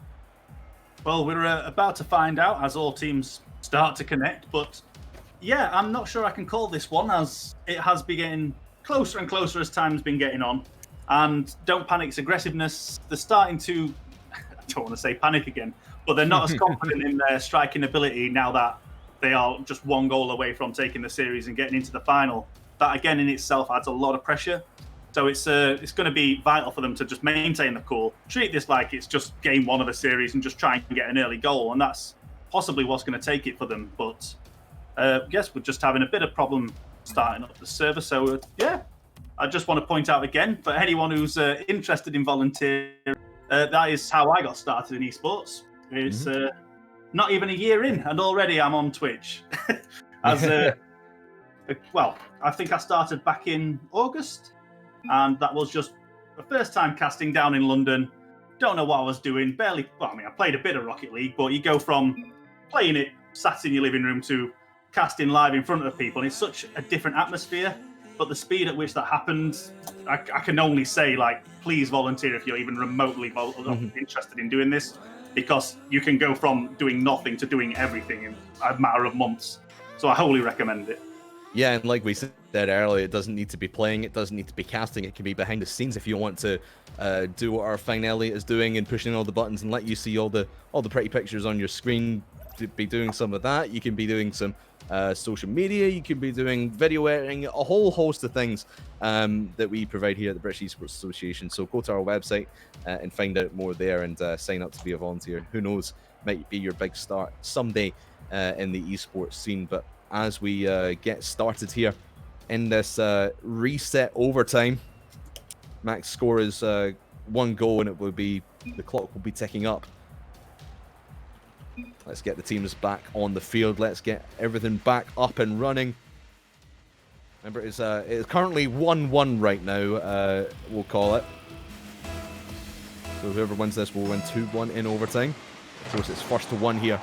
It could come right off the kickoff, as Don't Panic have been really dangerous when they've been going for kickoffs. They've put themselves in dangerous positions. Been able to capitalize more often than not, but Vinny there, after a misplay by Sushi on defense, able to put it into the middle, but well corralled by the Don't Panic defenders. But here comes Jurt turning on that one and just missing it. He could have easily put that in for the score. We continue here in our reset overtime. I can only put this down to nerves, because we've seen them making these plays time and time again, and they're always playing it off, but it just seems everyone's just a fraction away from where they need to be. And this is just so unusual from both teams to be able to do this. Yeah, we've lost a bit of momentum with the fact we've had to remake the server, but I think they're treating it almost like it is game 1, but game 1 in terms of nerves. Jewett trying to get a nice rebound shot there. Bendog with a follow-up, going for the top corner, but Sushi gets there first. And Vinny now going to follow up, playing it towards net. Tommy with an easy save, playing it down. And Bendog going to attempt the shot as well, but not being able to pull it off in time. Sears obviously no stranger to reset lobbies. They had one yesterday in game 5 to put them into this lower bracket final. Actually, excuse me, it was against the Clyde Hotshots yesterday, and then they won that fairly cleanly in 4 games. But the game yesterday against Ferris, an absolute barnstorm. I recommend going back to watch it if you haven't seen that from yesterday. As it looks right now, I would say Sears are definitely the commanding ones. They're just applying so much more pressure than Don't Panic are able to manage at the moment. They're getting out by the skin of the teeth, but looks like Sears again just going to play it forward, keeping the ball high, trying to keep these attack patterns open. Vinny not getting to the ball in time, but Bendog keeps it going. Sushi taking it over the top. Vinny gets there in time to stop that attack from happening, but Awesome's going to keep it going. Bendog playing it down now, up to Tommy. Tommy gets the block, and now double commit from the DP players there. And Jewett now on the attack, trying to take it past. Awesome reads it well, and just, again, back and forth. A bit of a misplay from Sushi, but Tommy with the backup, managing to play it forward. Jewett not getting that touch off the wall, but Tommy not being able to follow up. Sushi angles it. Can they get the follow-up? A triple commit there. And, yeah, I think Sears suddenly on the back foot before I've even stopped for breath. Yeah, it's fast and furious here in overtime. No real team taking control. Everyone just aggressing as hard as they possibly can. Especially this Don't Panic side. There's no one back in the net there for them. The shot doesn't come through, at least not on target. And they saved themselves for the moment, but they're pushing so hard on this Don't Panic side to square this one away and save their series and not go to game number 7 here in the series. But that's the way it's gonna go. Bendog squeezing it past the defense. 2:59 gone in the reset lobby, and we head to game number 7. That's pretty much sums up this series. It's just been a matter of who's going to make that first defensive mistake, and in fact it was Don't Panic making the crucial error, leaving the net just too undefended. Sears managing to spot the weakness and just slot it in, managing to go to game 7. An absolutely crucial goal for Sears to stay in this. Fantastic play well held by them as well, because they were getting hammered hard on the defensive side of the ball. Don't Panic just putting shot after shot. I mean, well, I say shot after shot, and they only got one registered on net, but they were getting pushed hard in their own half, whereas Sears had to battle a little bit more. Yes, they had an astonishing amount of shots, but for me, they seemed like they had to do a lot more side on the defensive ball, a lot more on the defensive side of the ball, even though they didn't have the saves and the shots to back that up. Because they were playing out the corner a lot more. Don't Panic were just pushing everyone in the midfield, and they were winning 50-50s in that midfield section, and that's really what won it for the Sunderland team. And that is why we find ourselves here on Champions Field, game number 7. Who is going to advance to the grand final to take on Fortes Esports for the winner of the All-Star Showdown? Fantastic week of competition about to come to a close. Obviously, this game and another series, maybe 2, to come in the grand final as well. Here comes Tommy, though, up into the backboards. Try to play that down, and looks like Don't Panic are going to be a little bit more passive in this one here. Squark, they're not being their aggressive selves, but back into the middle of the goal. Usually you would see someone going for that one in the middle of the net, but Vinny able to get it away without a challenge. Yeah, sorry, I've got a cat at the window all of a sudden. They have definitely decided to... I think they've spotted how Don't Panic are playing. They've been able to form an effective defence. And like you say, just the way Don't Panic play is all or nothing on attack. And maybe Sears are just sitting and waiting for that opportunity to show itself, which it will inevitably do. But yeah, game 7, I think, well, none of us predicted that this was going to happen. And yeah, I'm so glad we're seeing it. I mean, the way this tournament was shaping up to begin with, I mean, pretty much every series was a sweep. And all of a sudden we're getting game 7, well, game 5s, game 5s, game 7s, just we're getting as much Rocket League as we can possibly give you all here. Certainly are. And I mean, you said none of us predicted game number 7, but I think Gregan will have a couple of words to say about that when he's back. Yeah. I think he said Sunderland would take this in game 7. Oh dear. He's nodding his head, yeah. He's nodding his head. He's still sticking with his prediction. He's at least right in game 7, so we'll give him that. But I always forget about the Kraken outlier. He does like to be standing out from the crowd, and so does Sushi, putting himself on the scoreboard, standing out from the crowd. The pass up from Awesome was just sublime, and the top corner find for Sushi. Bar Downski, and then it goes for the 1-0 lead for Don't Panic. Yeah, that was a lovely bit of play going on there. Don't Panic now trying to get themselves some momentum, trying to get back into this, because dropping a potential win, that's got to be crushing, but it looks like they're ready and fighting back for this. They want this final. Sears do too, and a bit of a misplay there. Playing it across their own net very dangerously, but Awesome's there to pick up the pieces. Sushi playing it over. Awesome now taking it over again. Sushi with, just a bit out of position there, knocking it to the wrong place, and potentially opening themselves back up to an attack. And you could see when Sushi went up for that challenge and didn't win it, Awesome and Tommy were both in the same spot, waiting for the same ball from Sushi. Not really communicating. They should be a little bit more spread out and give themselves a few more options in terms of field positioning and how they're controlling the open space on this pitch. But there goes Bendog to the top corner. The counter-attack from Sunderland Sears. Everyone from Don't Panic was up, and now Sears have a lot of chances now here in the orange half of the field. Bendog will pick this one up. We'll send it high up for Dewart.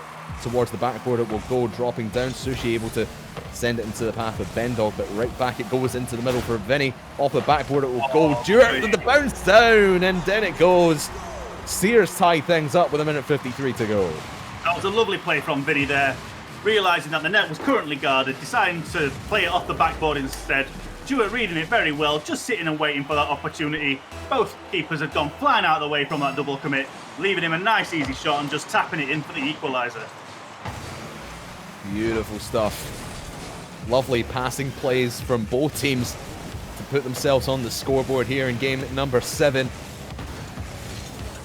Last opportunity for both these teams to keep themselves in the competition, and they've finally started working as a team. We've seen so many times where they've gone for a solo play. It's mainly been Don't Panic who've been the ones controlling these team plays, going for these passing opportunities. And Steers have been forced to try and play individually. That one looks like it might have been tipping in off the rebound off of, I believe that was Tommy. It will not go into the net just yet, although that one was looking very dangerous off the backboard. Tommy will finally clear it away, straight into the path of Vinny and Sunderland Sears. The aggression once again, we've seen them flip this field position so many times against Don't Panic. Oh, yeah. It's working out well for them, although Bendog misses that one, and now they're going to have to play a little bit of defense. Yeah, that was a bit of a weird play there. I think they're managing to get that pinch away, just managing to get the pressure away from Don't Panic's net for a bit, because we could see they were getting very flustered. They were scrambling for the defense, they kept double committing, and this is giving them the breather that they need, and now it's time to play Don't Panic Rocket League. And there it is, off the backboard, awesome with the read, squaring that away, and that is the Don't Panic we needed to see. And another passing play into the middle. Tommy sets up his mate, and Awesome, great positioning. I've criticised Awesome and Tommy for their positioning so many times throughout this series, but that was brilliantly played by Awesome to position himself in such a way where Tommy can get it to him and no one else is around. Beautiful control of the open space here on Champions Field. Minute with 20 seconds to go. It's all for Sears to do. Can they bring this one back and send us possibly to Game 7 overtime? Bendog was trying his best to set up Jewett and Vinny in the middle of the field, but the defense holds strong. Don't Panic pinning Sears back in the blue half for the millionth time this series by the feel of things. Vinny trying to put it up. Oh, all he needed to do was put it onto the apron there and put it up onto the wall, but Don't Panic steal one here. 2-1 here in game number 7, and Don't Panic have progressed to the grand final. And Squark, we're going to get our rematch of the upper bracket final from yesterday.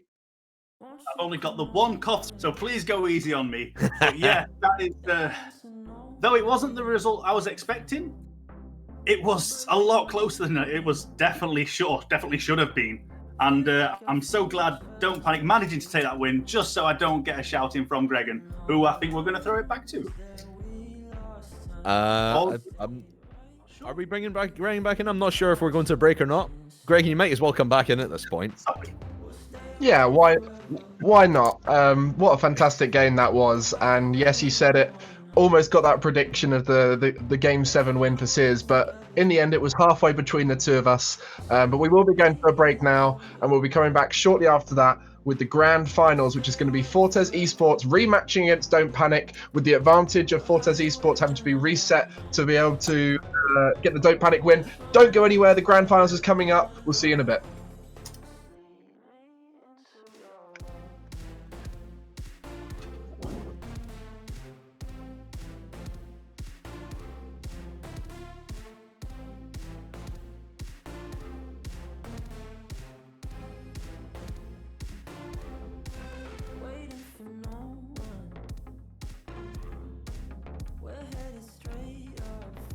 You got Sounds like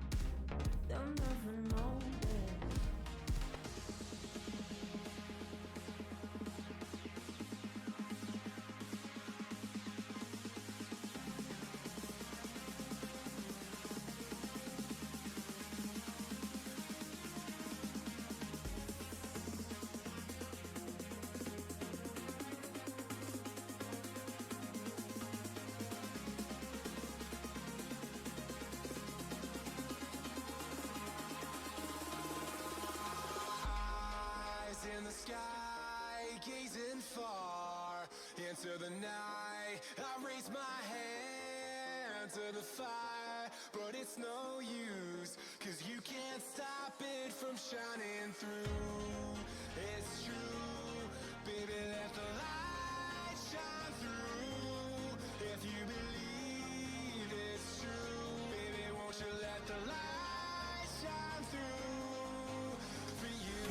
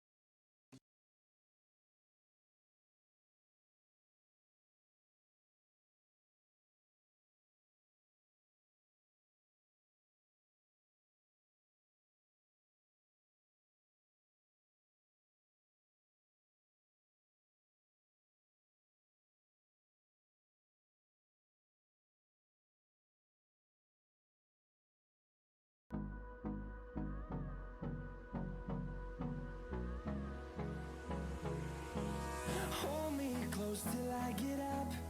Time is barely on our side.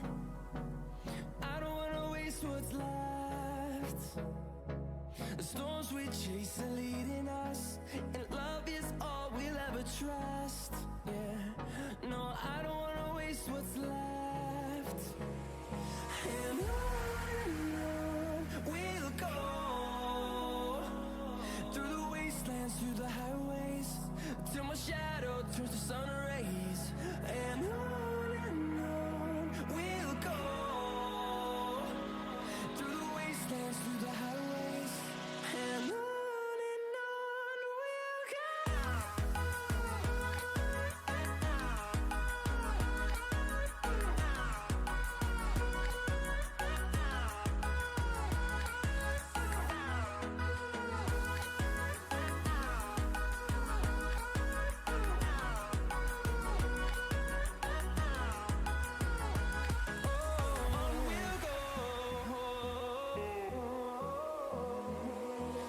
Finding life along the way, melodies we haven't played.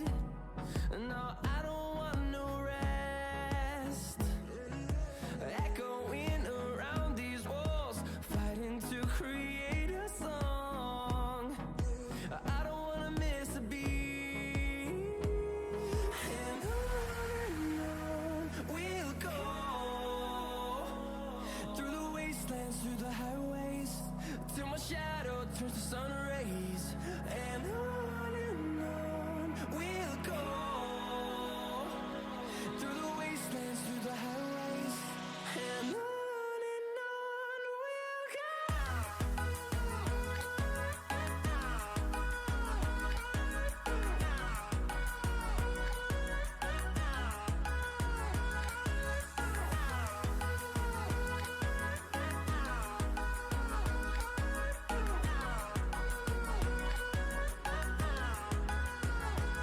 And we'll grow in number, fueled by them to see the horizon, turn us to thousands. And we'll grow in number, fueled by them to see the horizon, turn us to thousands. And on we'll go, through the wastelands, through the highways, till my shadow turns to sun rays. And on we'll go, through the wastelands, through the highways, and on we'll go.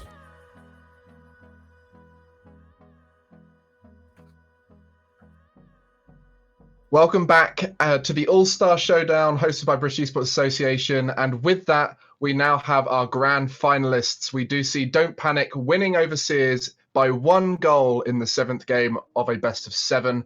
What a game we just had. My name is Gregor, and I'm joined by Craftman and Squawk, who talked us through that wonderful series. Craftman, what are your thoughts on what we just witnessed? Man, it was just utter chaos, wasn't it? Just throughout the entire 7 games, no one really took control. 1 minute it was Sears with all the momentum, then all of a sudden Don't Panic had it, and there was so many mistakes back and forth.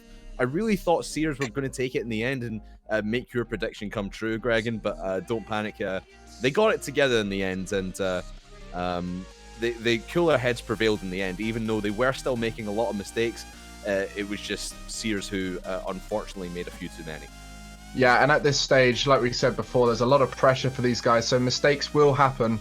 And I think the advantage these guys have is that they plan to score as many goals as possible to make up for those mistakes. But we did see a lot of 1 goal back and forth. You know, it was 1-1, 2-2, 3-3. They very rarely got far apart from each other. And what do you think, Squawk, of the kind of offense we were seeing? It was pretty exciting. Well, it was fairly exciting playing for the defense also. What do you see? I think Craftman summed it up very well. It was just chaos.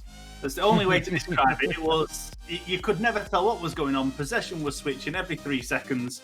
And I think it did end up coming down to who made the most mistakes rather than who played the best, which is not the way we really want Rocket League to end. But either way, a win's a win. And commiserations for Sears, who have played fantastic.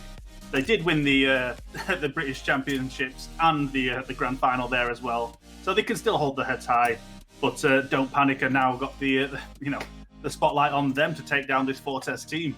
Exactly. I mean, top 3 in this All-Star Showdown is not bad at all. And what we can say is the 3 teams have played against each other now in best of 7s, and it's always gone to game 7, so there's not much separating the 3 of them. But unfortunately, we do say goodbye to Sears, who did play incredibly well up to this point, but Don't Panic got the better of them in 2 different series.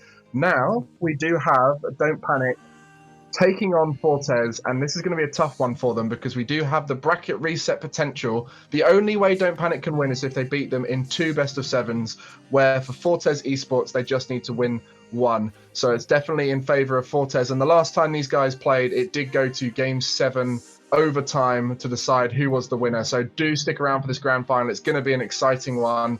Craftman, who do you see coming out on top? Not just in terms of Series 1, but both series.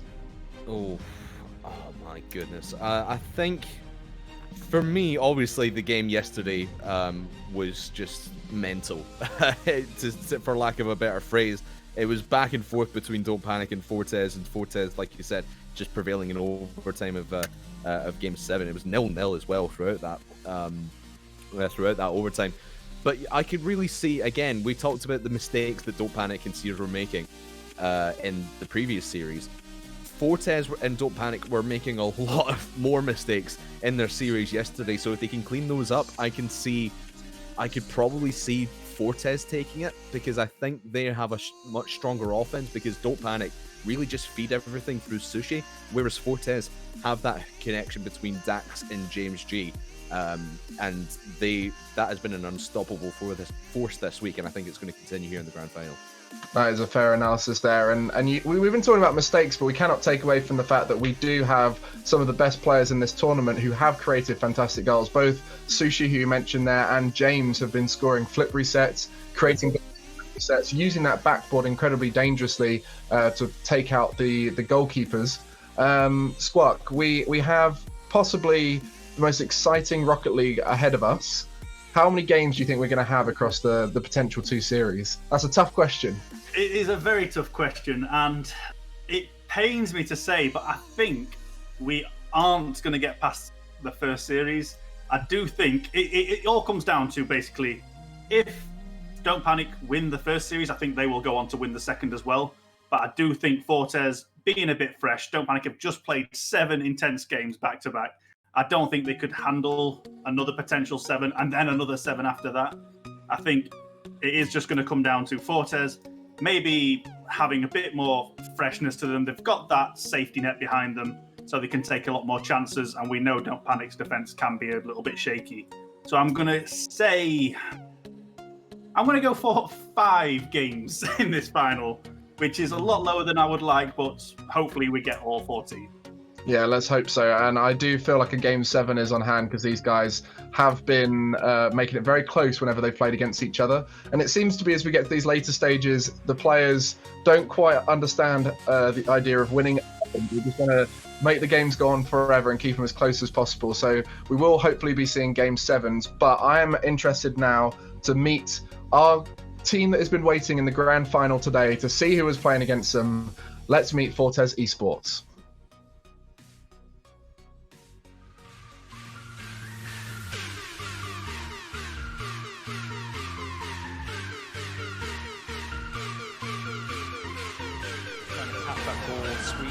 Against that backboard, but not to be for Doink. The double jump Doink, and it's on target. So the second SRC layer went back down to 2 players. Forced to jump straight on that opportunity. But Sushi now taking it past 1, trying to get redemption, but James sees it well. Going aerial, trying to challenge. Oh, lovely. Oh dear. Lovely play by James. A solo effort that goes up for it. Tommy goes to challenge, but the flip reset catches him off guard. And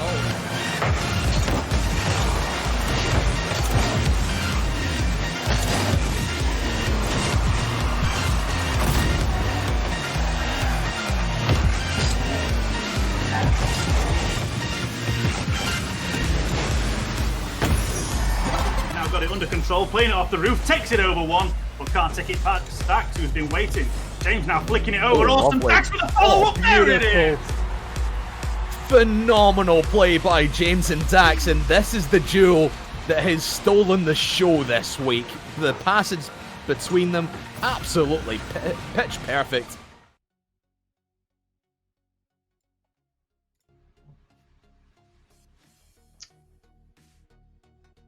That was quite the highlight package we saw right there. We obviously saw spicy goals from not only one player, but we saw from all of them there, which is brilliant to see. And that's what we expect to see in the final with Fortes Esports. I want you in chat right now to get voting on that poll, see who you think's going to win, because honestly, I don't think this is a black and white kind of final. I mean, the last time these guys played, it went to game 7 overtime. 1 goal, the difference. So there is no way anyone can be sure of the victory here on a team. I'm expecting to see a lot of flair and a lot of goals, and again, defense being the one that needs to be improved, but could be the difference maker. Craftman, what do you hope to see from this final? I'm expecting to see, like you said, high-flying offense, especially between James G and Sushi. We saw in the highlight package that James G is capable of some fancy flicks. And of course, Sushi, we know the mechanical ability he can put up.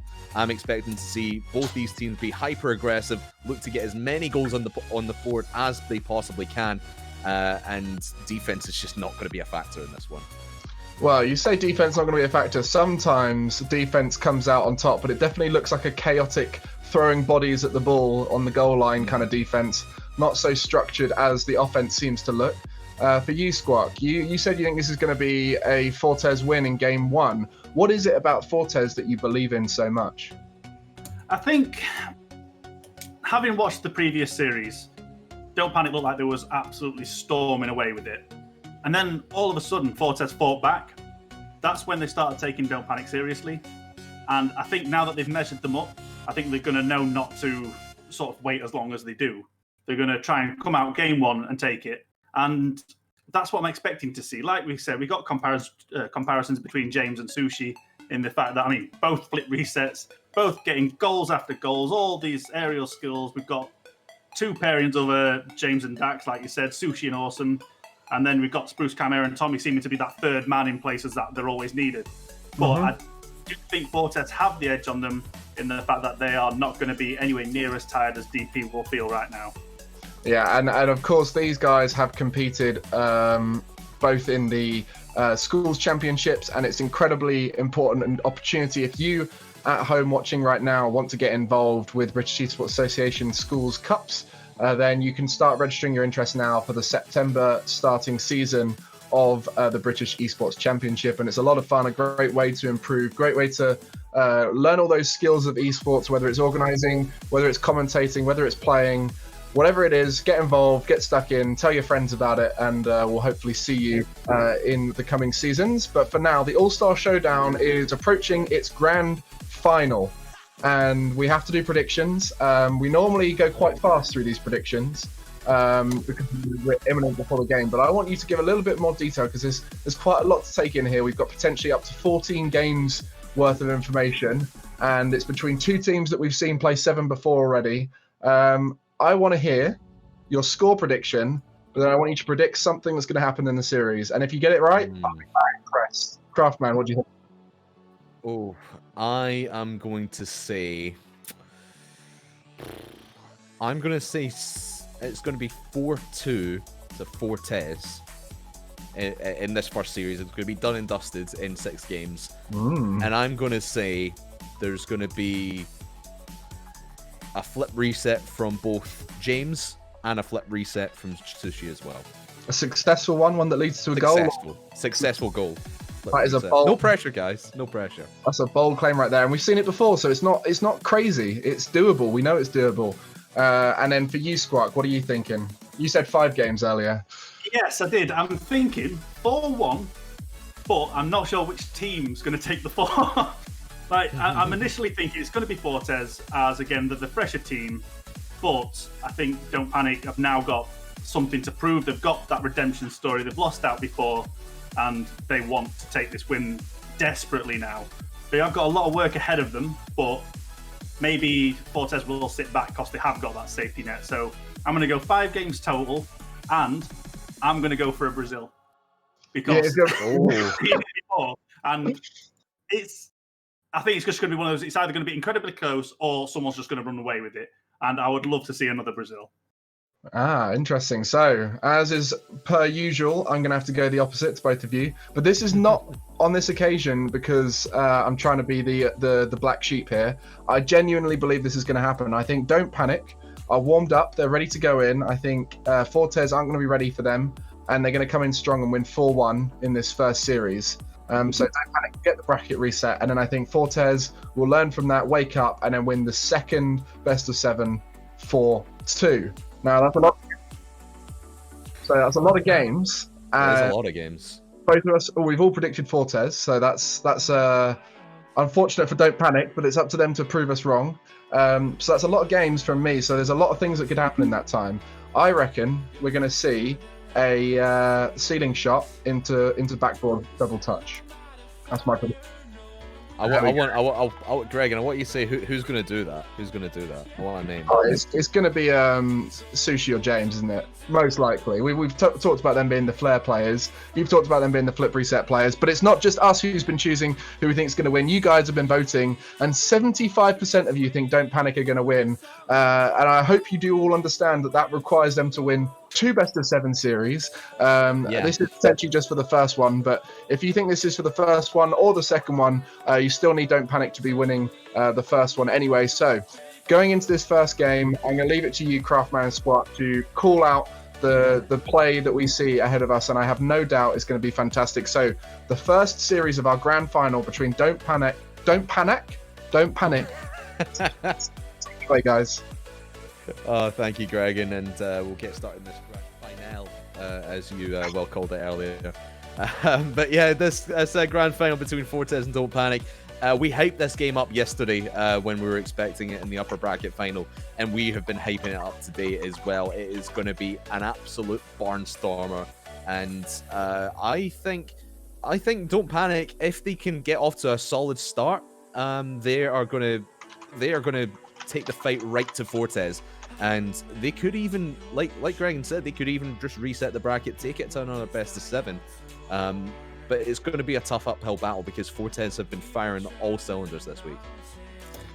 Yeah, definitely. It's I'm going to keep, after the last series these two teams matched up, it was such an intense game. It was just, I want to use the word chaos again, but that was a lot more structured that time.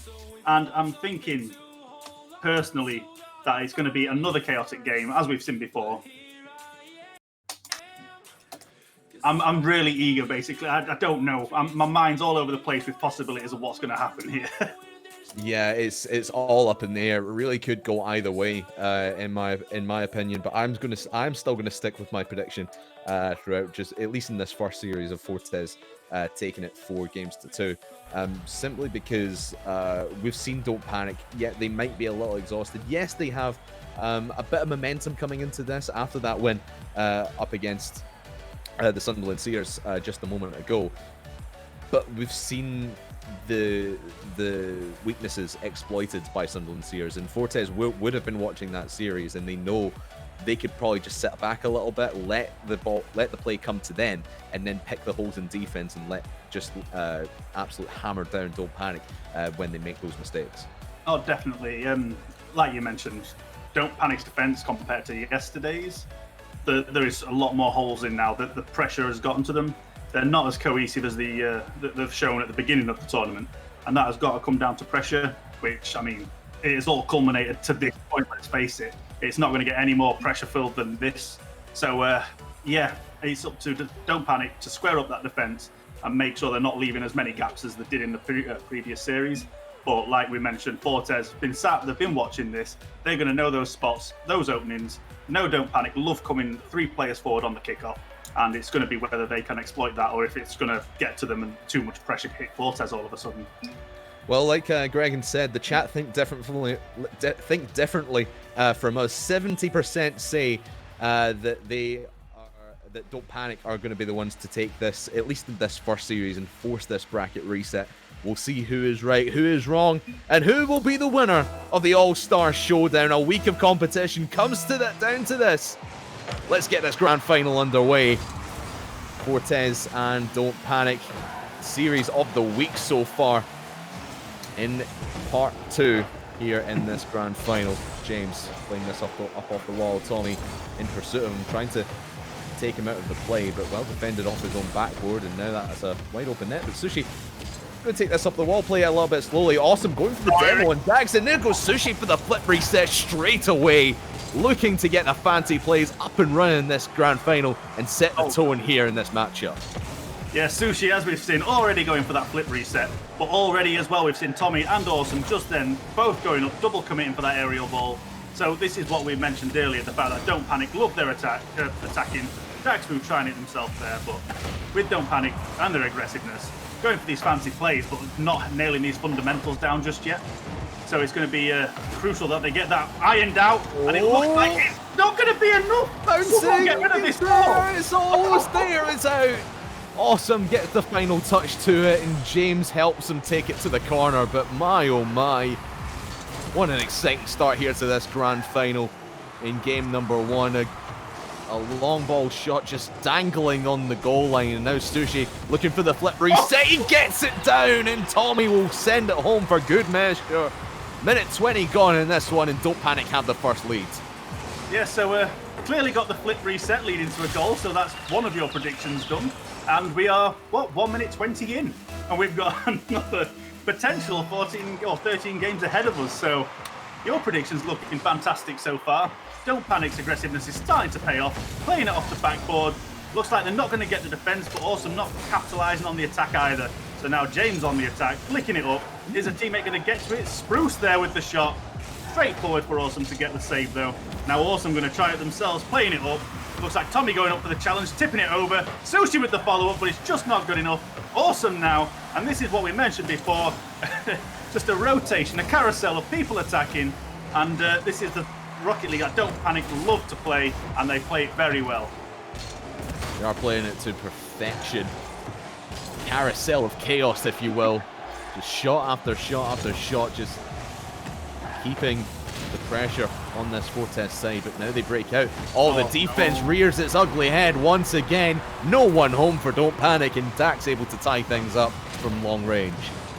Yeah, that demo there was absolutely critical for this to even happen in the first place, and it definitely caught Don't Panic by surprise, because they would have got to that ball, that situation would not have happened. So again, a bit overconfident in their attacking, leaving the defence wide open, and Fortes just spotting that weakness and popping it away. Oh, but they might get one off the kickoff. We know how dangerous Don't Panic have been when they've had possession off of kickoff and able to work it into the corner and just make this ball move to their will.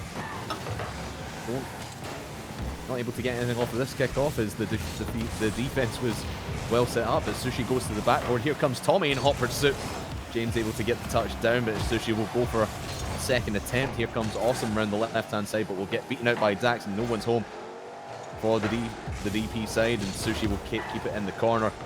They like to play this defense in the middle of the field rather than at the back, and of course that's how they've conceded this first goal.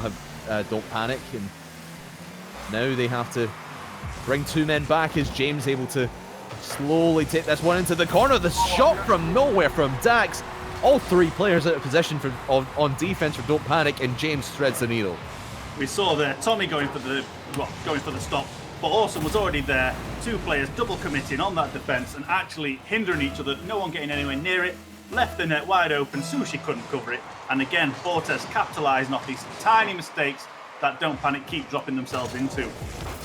Excuse me, it was Dax threading the needle rather than James. James with the brilliant setup though, able to slow things down and bait the defense a little bit. And that's something we've seen a lot from Don't Panic. They can get caught out by these bait and switch plays where the player will take it into the corner a little bit too slowly or take it up field a little bit slowly, and then all of a sudden, boom, boom, passing play, down you go, and then goes the ball into the net. But this time it does work out in favour of Dax, James, and of course Spruce. And Spruce isn't a player we really talked all that much about in the pre-game, and yesterday he was a little bit quiet, but he did play his part. He's really been more of a defensive third man, but Dax gets taken out. Spruce able to get the final touch away. No, it's straight into Tommy, in fact, and he will go over for the 2-2 tie. I think that's classic Don't Panic. All three players taking part. In fact, sorry, Sushi wasn't part of that. But again, 3 attempts off the backboard, hitting post, hitting the wall. But there we go. Eventually, the defense crumbles from Fortes. Don't Panic squaring one in finally after all that. And again, the chances coming back here again. It's coming off the backboard. Tommy just missing it, leaving James on the attack, but a nice nudge stopping that shot coming out. And James is going to have to try a different angle now.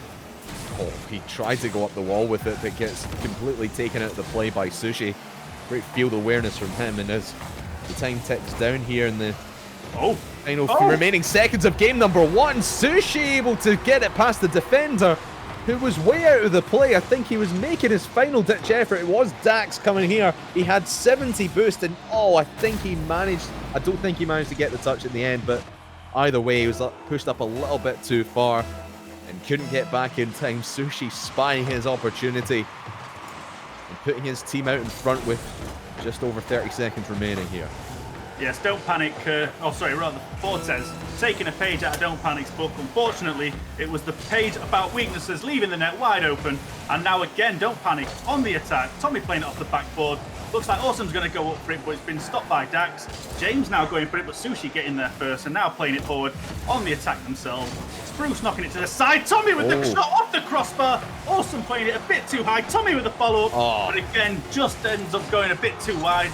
But with 5 seconds left, looks like Don't Panic are going to take this unless Fortes can pull off something truly amazing. Oh, he might have wanted to touch that into the ground, but it won't matter in the end. Don't Panic get away with one right at the end of regulation there.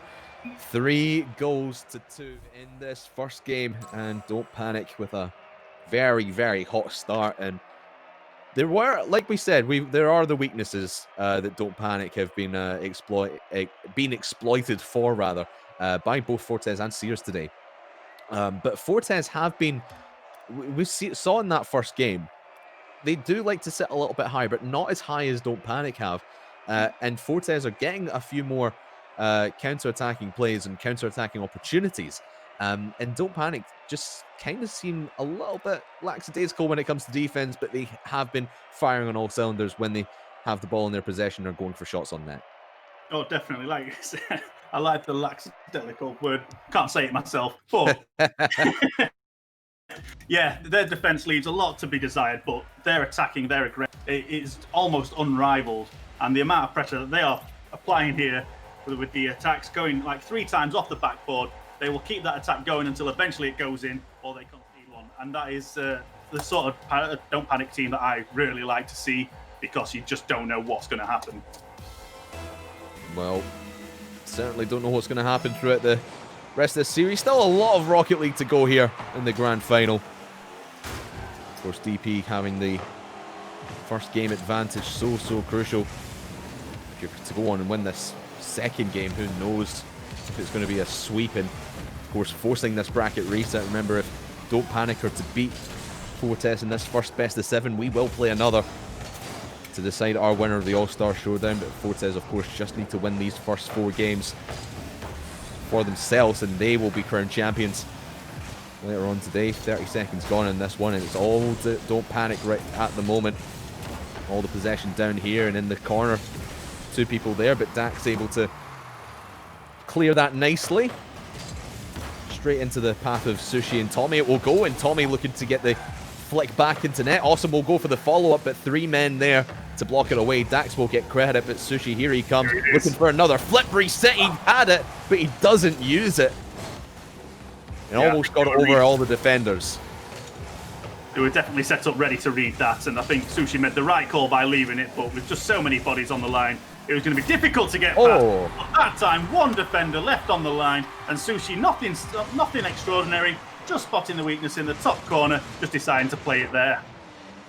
And Dax, he was just coming back in a little bit too slowly. He had a full tank of boost to go for that. He just needed to be a little bit more confident. Maybe he thought Spruce was making the challenge and had won the challenge, but Sushi had got it past him at that point, and Dax needs to be a little bit quicker in the decision-making department.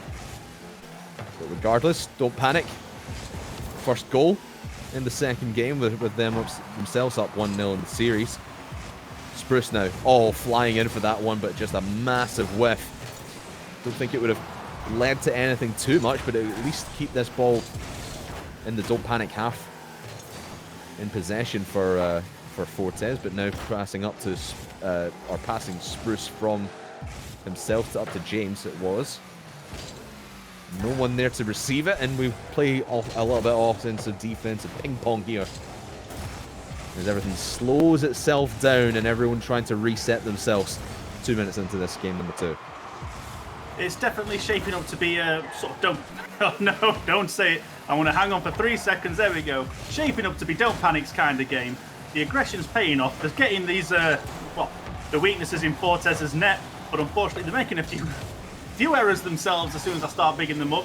So I'm going to back off a bit from that line of thought. Sushi not being able to connect with it. In fact, playing it off to Awesome. Awesome off the crossbar, off the post. Sushi there with the follow-up tap-in. A lovely goal, if just a bit clumsy. And that team play there between Sushi and Awesome, fantastic setup, and obviously the entire defense diving at that one, thinking it was going in. They're just ricocheting off the crossbar, and Sushi able to confirm it now. We're halfway through this game number 2, and Don't Panic with a very comfortable lead, and they seem very comfortable against Fortes here. They don't seem as stressed as they were against some of them teams. They're able to play their own game, and Fortes aren't really giving them too much of a challenge here. As it stands, not right. Oh, well, that's pretty much hit the nail on the head. Fortes just aren't seeming to match it as it stands. Again, whether they are relying on this safety net of a series in hand, really, or if Don't Panic are just playing so comfortably that they don't have an answer for it just yet. But again, this Don't Panic team, compared to the last game, there is so much more confidence. They're playing almost like there's nothing on the line anymore. They're just playing for fun. And I think that is definitely helping them. Awesome now, flicking it over one, heading towards the net. Dax can't get there, and a lovely shot from Awesome. But it all started with this massive miss from James, just at a shot there in the replay, but Awesome was there to corral it and spies the open net and just booms it downfield. 3-0 in this game number 2, and Don't Panic sitting pretty at the top of the mountain right now. And like we said, Fortes just absolutely nothing. They're missing balls left, right and centre. Really shots they should be making. Awesome gets in the way of his teammate's shot for the own save, but now played into the hands of Dax, who to the backboard. James fires to net, and he finally gets one on the board here after so long trying. He finally gets one here in game 2. Yes, that was the answer that Fortes were looking for. They finally punished Don't Panic for their aggressiveness, leaving that net wide open. Tommy was coming straight back for it. Unfortunately, going for that first save, which was going wide, put him in the back of the net and not able to contend that second shot that followed up. But in fact, Sushi's got an answer, unfortunately just missing out. And Dax is now going to try and get the clearance. Doesn't. Awesome playing it back in. And Dax with a clumsy save. Tommy with the follow-up. And Awesome getting nudged by Dax, stopping that shot from happening. And Fortes get a second to breathe. No, they don't. Tommy answers back and says, I'll do it myself.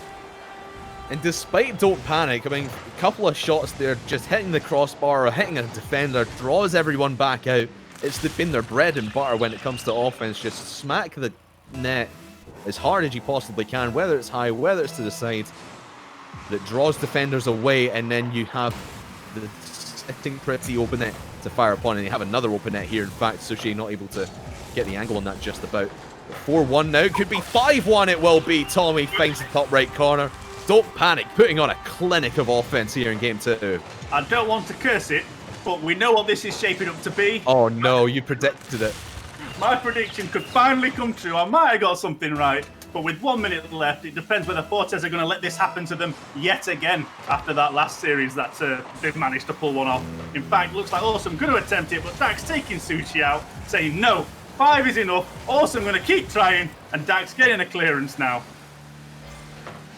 Just about, and Dax wanting to stay firmly on terra firma and not set foot on that plane. You know where that plane is headed.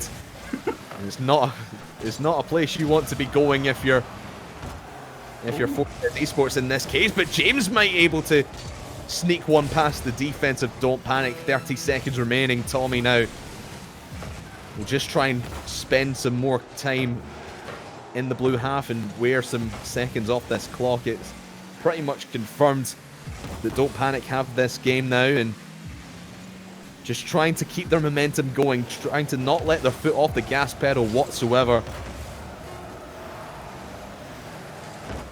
And they will keep going. Fortes have any option wide open, it'll be 5-2. Looking to be the final score in this one, but still 4 seconds left. It's still Don't Panic's game.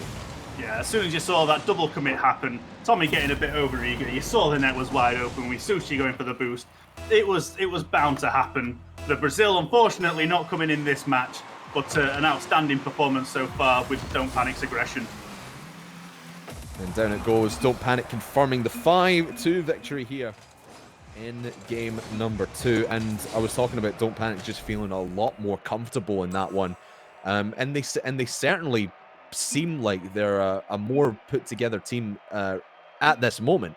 And obviously the familiarity in Fortes Esports, obviously they played them yesterday, and they seem to have them figured out. They know they can aggress, and they know the times where they need to rotate out. I don't know why they couldn't do this against Sears a series ago, but they're doing it fairly well against Fortes Esports here, who don't seem to be challenging them too much in the middle of the...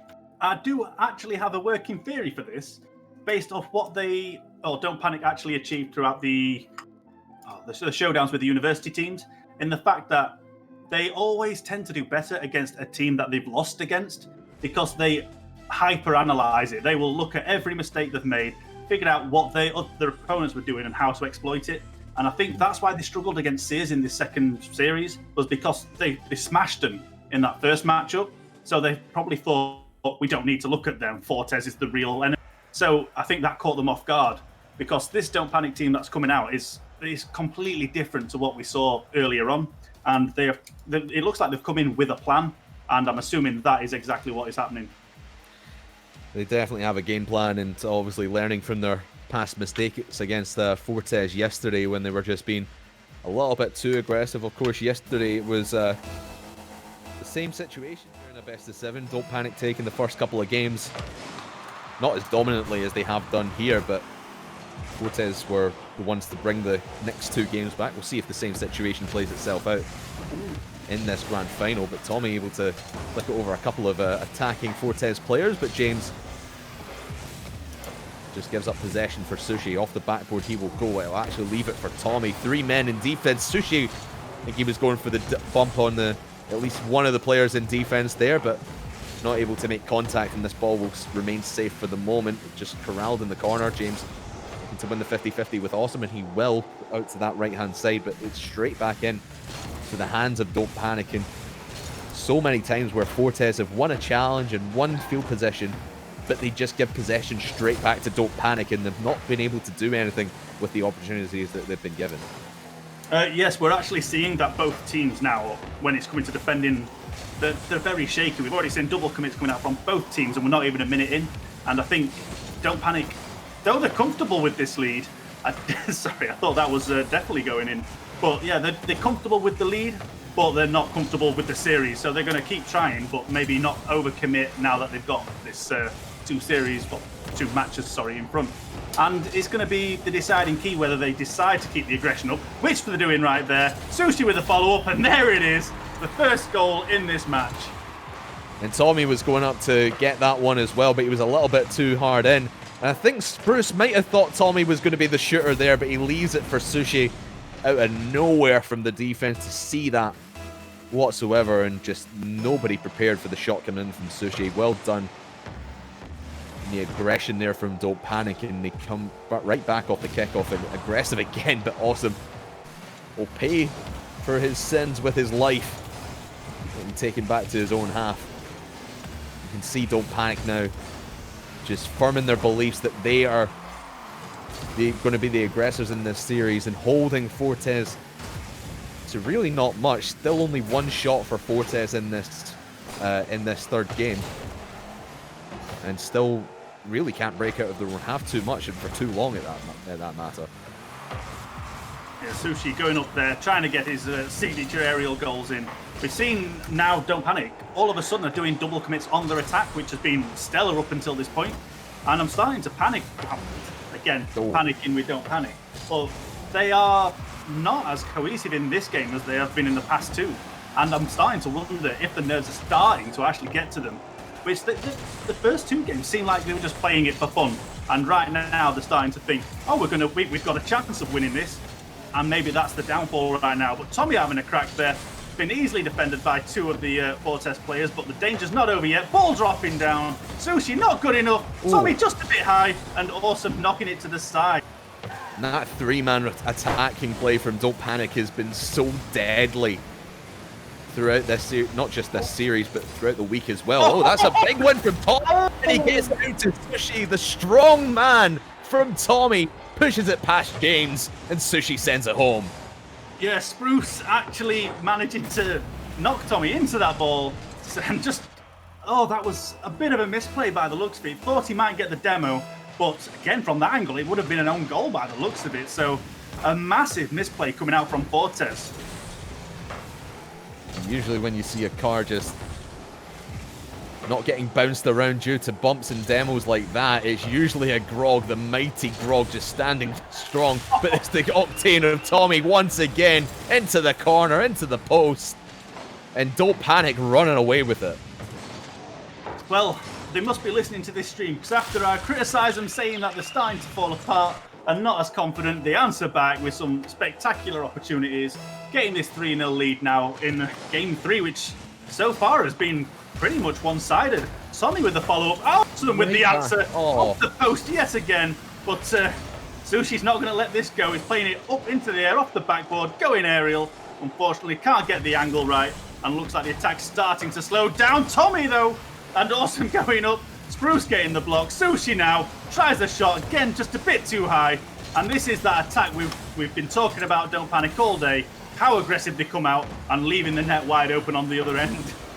Oh, and off a kickoff as well, and Fortes just looks so scared to go anywhere else other than the net. They seem like they have to defend the net 24/7 and keep the attack at bay for Don't Panic, but they've got an opportunity downfield now. James will tee it up to himself, and Spruce was up there and couldn't make a touch, and it trickles right back into the blue half of the field, and Fortes just so many times that they need to play out of their own half. I mean, they've only got 2 shots. Meanwhile, Don't Panic sitting pretty on 13 attempts on net right now. And it was still, make that 14 in fact. And still 40 seconds remaining in this one. 3-0 up, and it doesn't look like they're going to be letting up this pressure anytime soon. They might have won the game at this point, but they want to confirm it even more. Tommy looking to turn that one in, but Spruce able to get the touch to it to at least hold them out of that 4-0 slump for the moment. 20 seconds to go. It will trickle past the defender, off the post, off the other post, and out it goes again. But time ticking away, and no chance for Fortes to get back into this one. Don't Panic are now 1 win away from resetting the bracket and sending us to a second best of 7 to decide who is going to win the All-Star Showdown. Yes, been an absolutely fantastic performance coming from Don't Panic. Game finally ending there. I just want to know how many times a post was hit during that game, because it must have been in the double digits at that point, because there's been so many close attempts coming out from both teams. And yeah, this is just a completely Don't Panic team that we saw from the first series of the day. Yeah, it's night and day difference between them. They seem so solid in their attacks. I mean, when they were playing against Sunderland Sears, you could see that even though they were being aggressive, they were missing touches here and there.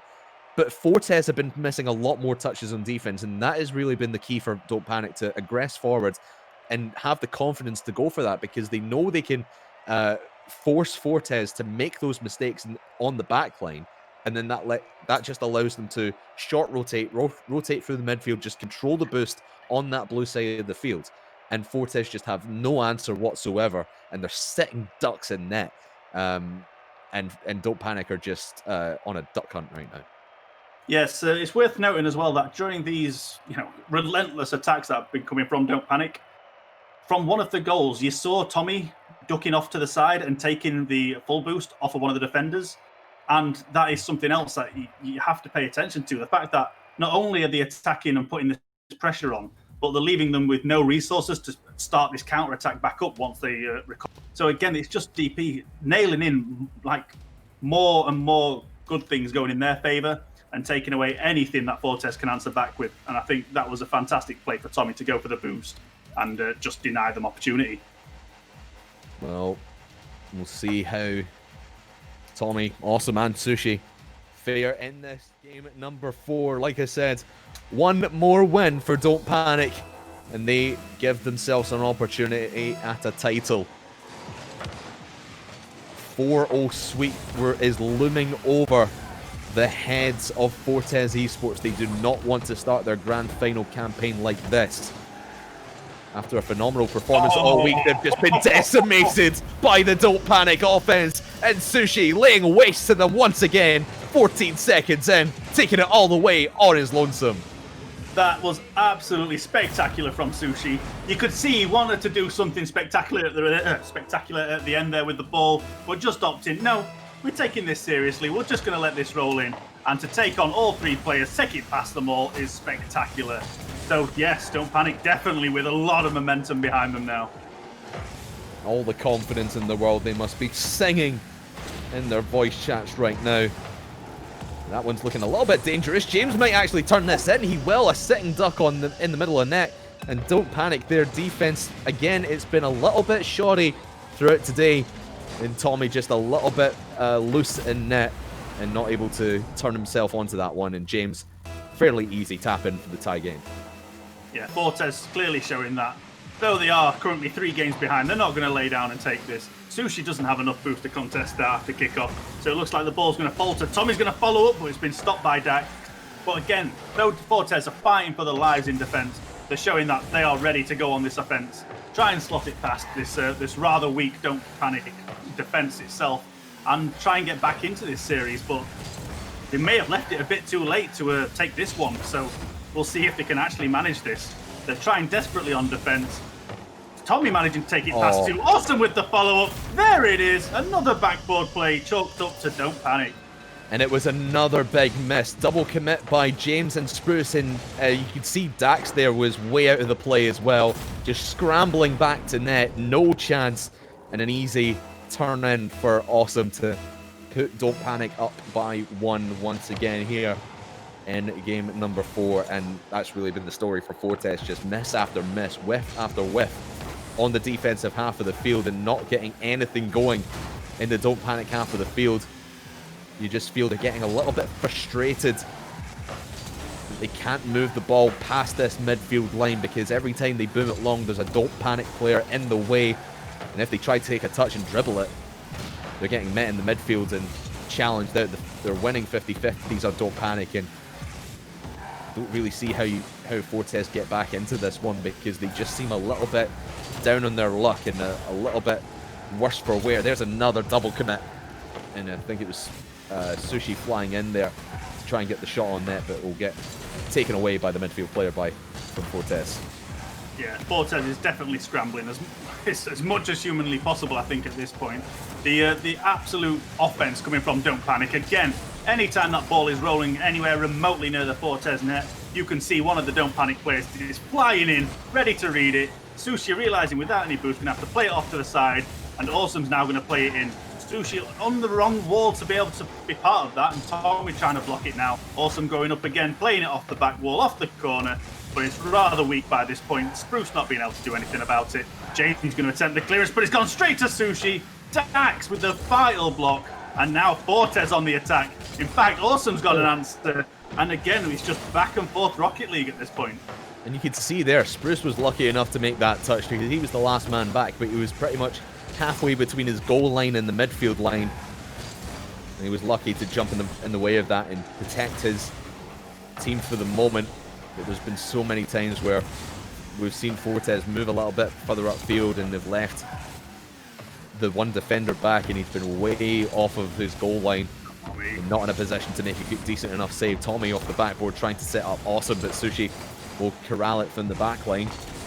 Towards the back wall it will go, and Spruce, another missed touch. And Tommy was able to set up Sushi there, but no goal will come of it. They do keep the pressure down here in the blue half of the field. Still 2-1. Fortes need to find some way to break through this Don't Panic offense, this onslaught that is coming from them in terms of offense. And Fortes just cannot afford to linger any longer on their backline. I'm starting to tone down my casting because I am very bad at this caster's curse thing. So I'm just going to say it's still quite evenly matched.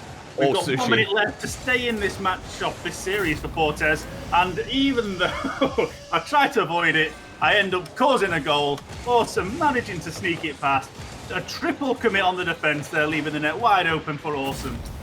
Just shows you how panicked Fortes are, and every challenge that comes their way, they feel the need to throw everything that they have at the ball and try and make something happen. I mean, at this point, when you're 2-1 down, now 3-1 down, you want to try and pull every play out of the playbook that you possibly can and get something moving up in the offense, but you've got to start rotating a little bit better, start communicating with each other, make sure you're not both attacking on the same ball. There goes Sushi, setting up Awesome, and if the game wasn't confirmed already, it is now 4-1. Looks like we're going to another series. This is just absolute classic Don't Panic Rocket League. I nearly keep saying football every time, but they're just playing this off the backboard. They know their shot, they know their style, and they are capitalising off it every time. Just this sheer aggression coming from this team. They want this series, they want this entire tournament, and they are on the right track to take it. With just 35 seconds left and 3 goals in front, trying to make it 4, but Dax managing to get it off to the side, but Tommy's not letting it rest yet. Ball dropping down in front of the net, but it's just been cleared away, and Don't Panic have left the net wide open. But with only 20 seconds left, I don't think it's going to matter at this point. It really is, and it's just a matter of time now. The seconds ticking down off this clock. 10 seconds to go.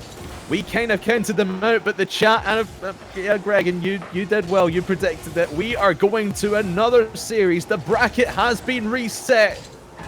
Another best of 7 will decide our winner of the All-Star Showdown here on the British Esports Association.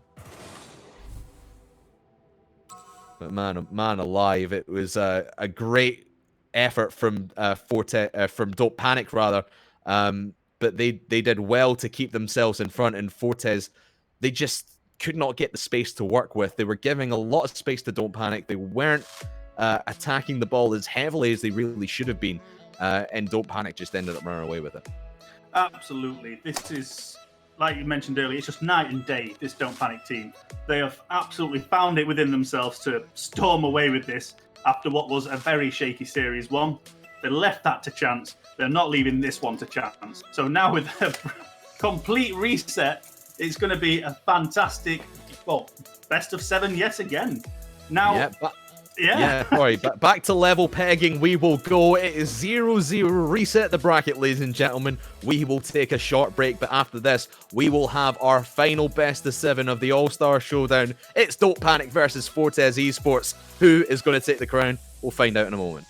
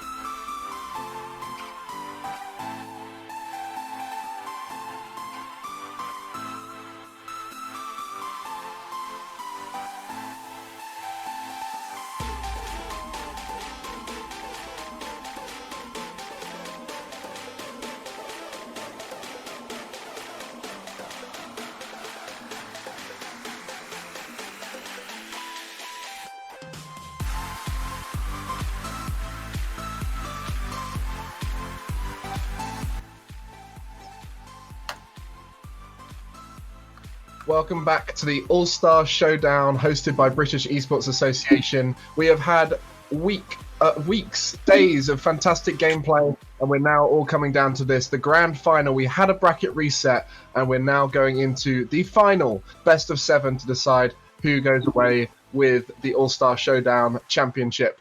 I'm Gregan, and I'm joined by Craftman and Squawk, who I'm sure are exhausted at this point, having had so many fantastic series in the last few days.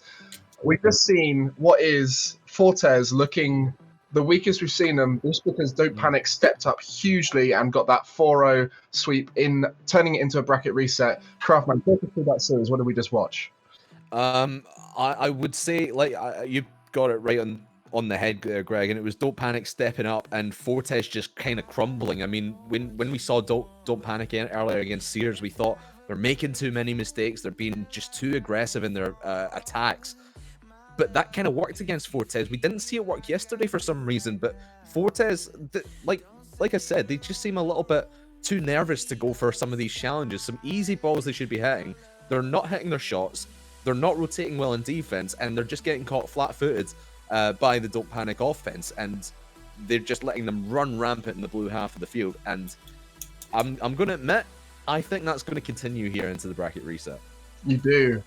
And you've got to remember as well that once you start going 2-3 games down in your first series of a grand final, it starts to become a massive chore to try and reverse sweep that first series. So you do start thinking, we'll save it for the next one. So perhaps we'll see a woken up Fortes in the second series here. Squawk, you've been watching these guys a lot.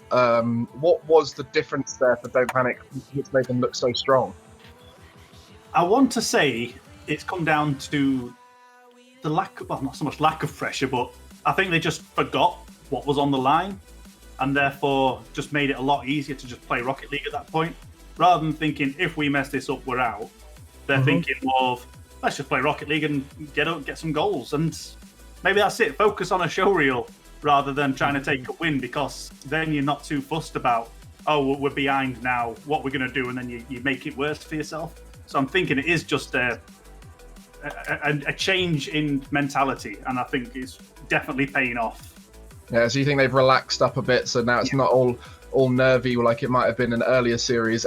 And I think it's also fair to say that Don't Panic have exceeded everyone's expectations. They came through the open qualifier. They are the most successful team through that open qualifier setup, where Fortes were one of the invited teams, and they are the last of the invited teams now.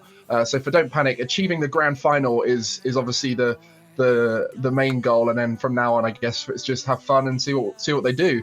But we did mention earlier on, we had a little prediction. We tried predicting the whole final beforehand. I predicted a 4-1 sweep for Don't Panic, so I think I'll take that one. But then I predicted the Fortes response now, which I'm going to go back on and probably change now. But we've got a chance now to reset our predictions, because all of our predictions are now not going to happen.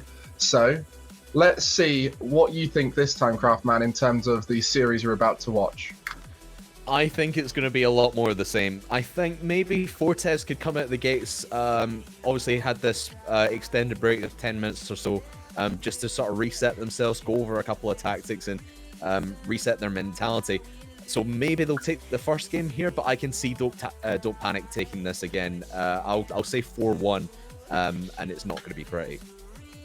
Fair play. I think if you watch that last series, that sounds like a very reasonable prediction. And for you, Squawk, what are you expecting in this reset best of 7 grand final?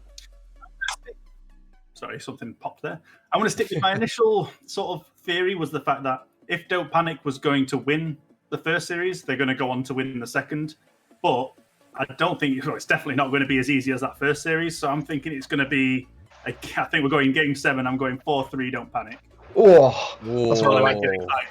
Wow. Well, hopefully it will get exciting. And like we said, there was that moment of being 2-0, 3-0 down in the series for Fortes, where they probably just thought, let's just play out the rest of the series and reset for the next one. It's very easy to give up the first series in a bracket reset, but it is also very hard to win the bounce back. It's very common for a bracket reset final to just have one team win both of them. So I'm going to say it's going to be a 4-2 to Don't Panic in this final game. But chat had a little chance to vote again this time. They thought it was about 70-75% on the first one, Don't Panic, so they definitely predicted that one correct. They've now gone all in and gone to 90% on this one, so we'll see if they are correct. We should be getting into the game here shortly now for everybody to watch, so without further ado, I'll leave it to you, Craftman and Squawk, and I'll see you on the other side. We're about to go into the grand final, the reset grand final between Don't Panic and Fortes Esports. Take it away. Cannot wait to get this one started, ladies and gentlemen, boys and girls. We have waited all week long for it, and 8 teams have came into this week with hopes of getting to this grand final, and now 2 teams lie in a bracket reset. One final best of 7 will decide who our champion is going to be. So without further ado, let's get this thing started. I think we are going to see, like I said, we're going to see more of the same from Don't Panic. They're just going to be fresh out of the gate. But I would not be surprised if Fortes have reset their mentality, reset their strategy, and have something new for us coming into this game number 1, and could maybe get a cheeky goal right off the kickoff. Yes, it's definitely all coming down to this final series of the entire tournament. And I mean, we probably expected Don't Panic to be in this position, being in this grand final. But Fortes have come a long way, beating them out in the upper bracket, which not many people did actually expect. So both teams definitely deserve to be here. And it's now up to Fortes to reset that mentality and get back into the swing of things. And by the looks of it, they're attempting it, but unfortunately, Dax not being able to connect with that aerial. Awesome now knocking it forward. And Spruce Chimera playing it off the wall, but it's got straight to a DP player. Off the crossbar, not enough positioning from DP to capitalise. But in fact, Tommy taking it past 2, but no follow-up. Dax going to get the clearance. And you can see again just Fortes falling into the waves that we saw them in the last series of this grand final, where they had a few times where they could get the ball down in good position to maybe mount an attack on the Don't Panic side of the field. But they just hit it long and then retreat and don't have anyone to follow up. And there's been a couple of times where someone's gone for it and then someone else has came up and double committed, and the communication just doesn't seem to be there right now for this Fortes Esports side. And once again, they find themselves deep in their own half. And Tommy finds the top right corner for the first score here in the bracket reset final. Yeah, that demo on Dax there being crucial to putting Spruce Chimera all at risk there. Not enough boost to be able to deal with it. Positioning just out, and Tommy managing to seal away that first goal of this fantastic grand final series. Yeah, we said about Spruce, he didn't really have a lot to say in the last series. He wasn't really performing at his best, and throughout this week, watching this Fortes team, it has been James and Dax making all the plays, and Spruce has been there to back them up every now and again. But now this third meeting this week of both these teams, it's still Spruce needing to step up his play, and again way out of position. Dax having to make a last-minute save off that attack from Awesome, and Tommy trying to turn that one in, but gets blocked out by the defense once again. And Spruce, another big miss. Luckily enough for him, James was in pursuit of that one behind them.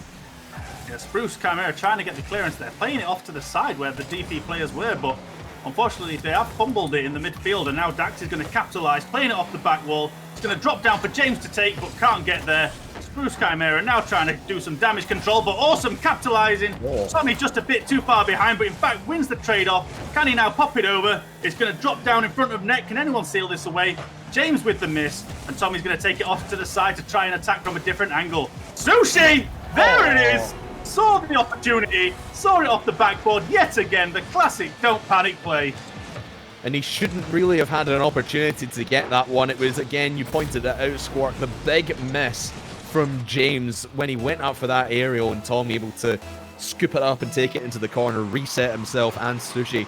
And then over the top, Sushi goes, and 2-0 the scoreline now for Don't Panic, and Awesome going for 3 right into the path of James G. But again, so many times that Fortes Esports really should have been clearing balls and making solid touches, but they just end up whiffing it or get beat on really good 50-50s that are all being won at the moment in time by Don't Panic.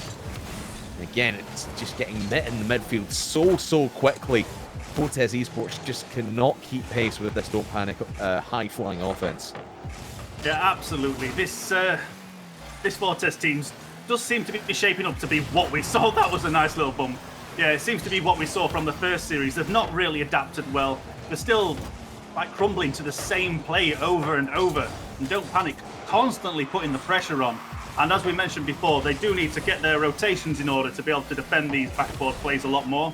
But I think we've also noticed Don't Panic's defense seems to be a lot tighter now. There's been 1 or 2 double commits, but this I think the tackling has been absolutely on point so far. Certainly has been, but there you saw Dax and James going for one of their patented 1-2-1 plays. We've seen them bust that out a couple of times this week, and it's worked out in their favour. But when the ball went back to James, he just popped it back into the corner. And what do you know, the play's over at that point. But here comes Dax trying to aggress towards the backboard. Awesome, fantastic awareness to send that one into the corner before anyone can come up from Fortes and attack on that one. Now Tommy sends it into the corner. It looks like it might have been going in, but Dax was in a position to save that one away. And with 40 seconds left, it's still Don't Panic with all the momentum behind them. Fortes just cannot break out of anything on their back line.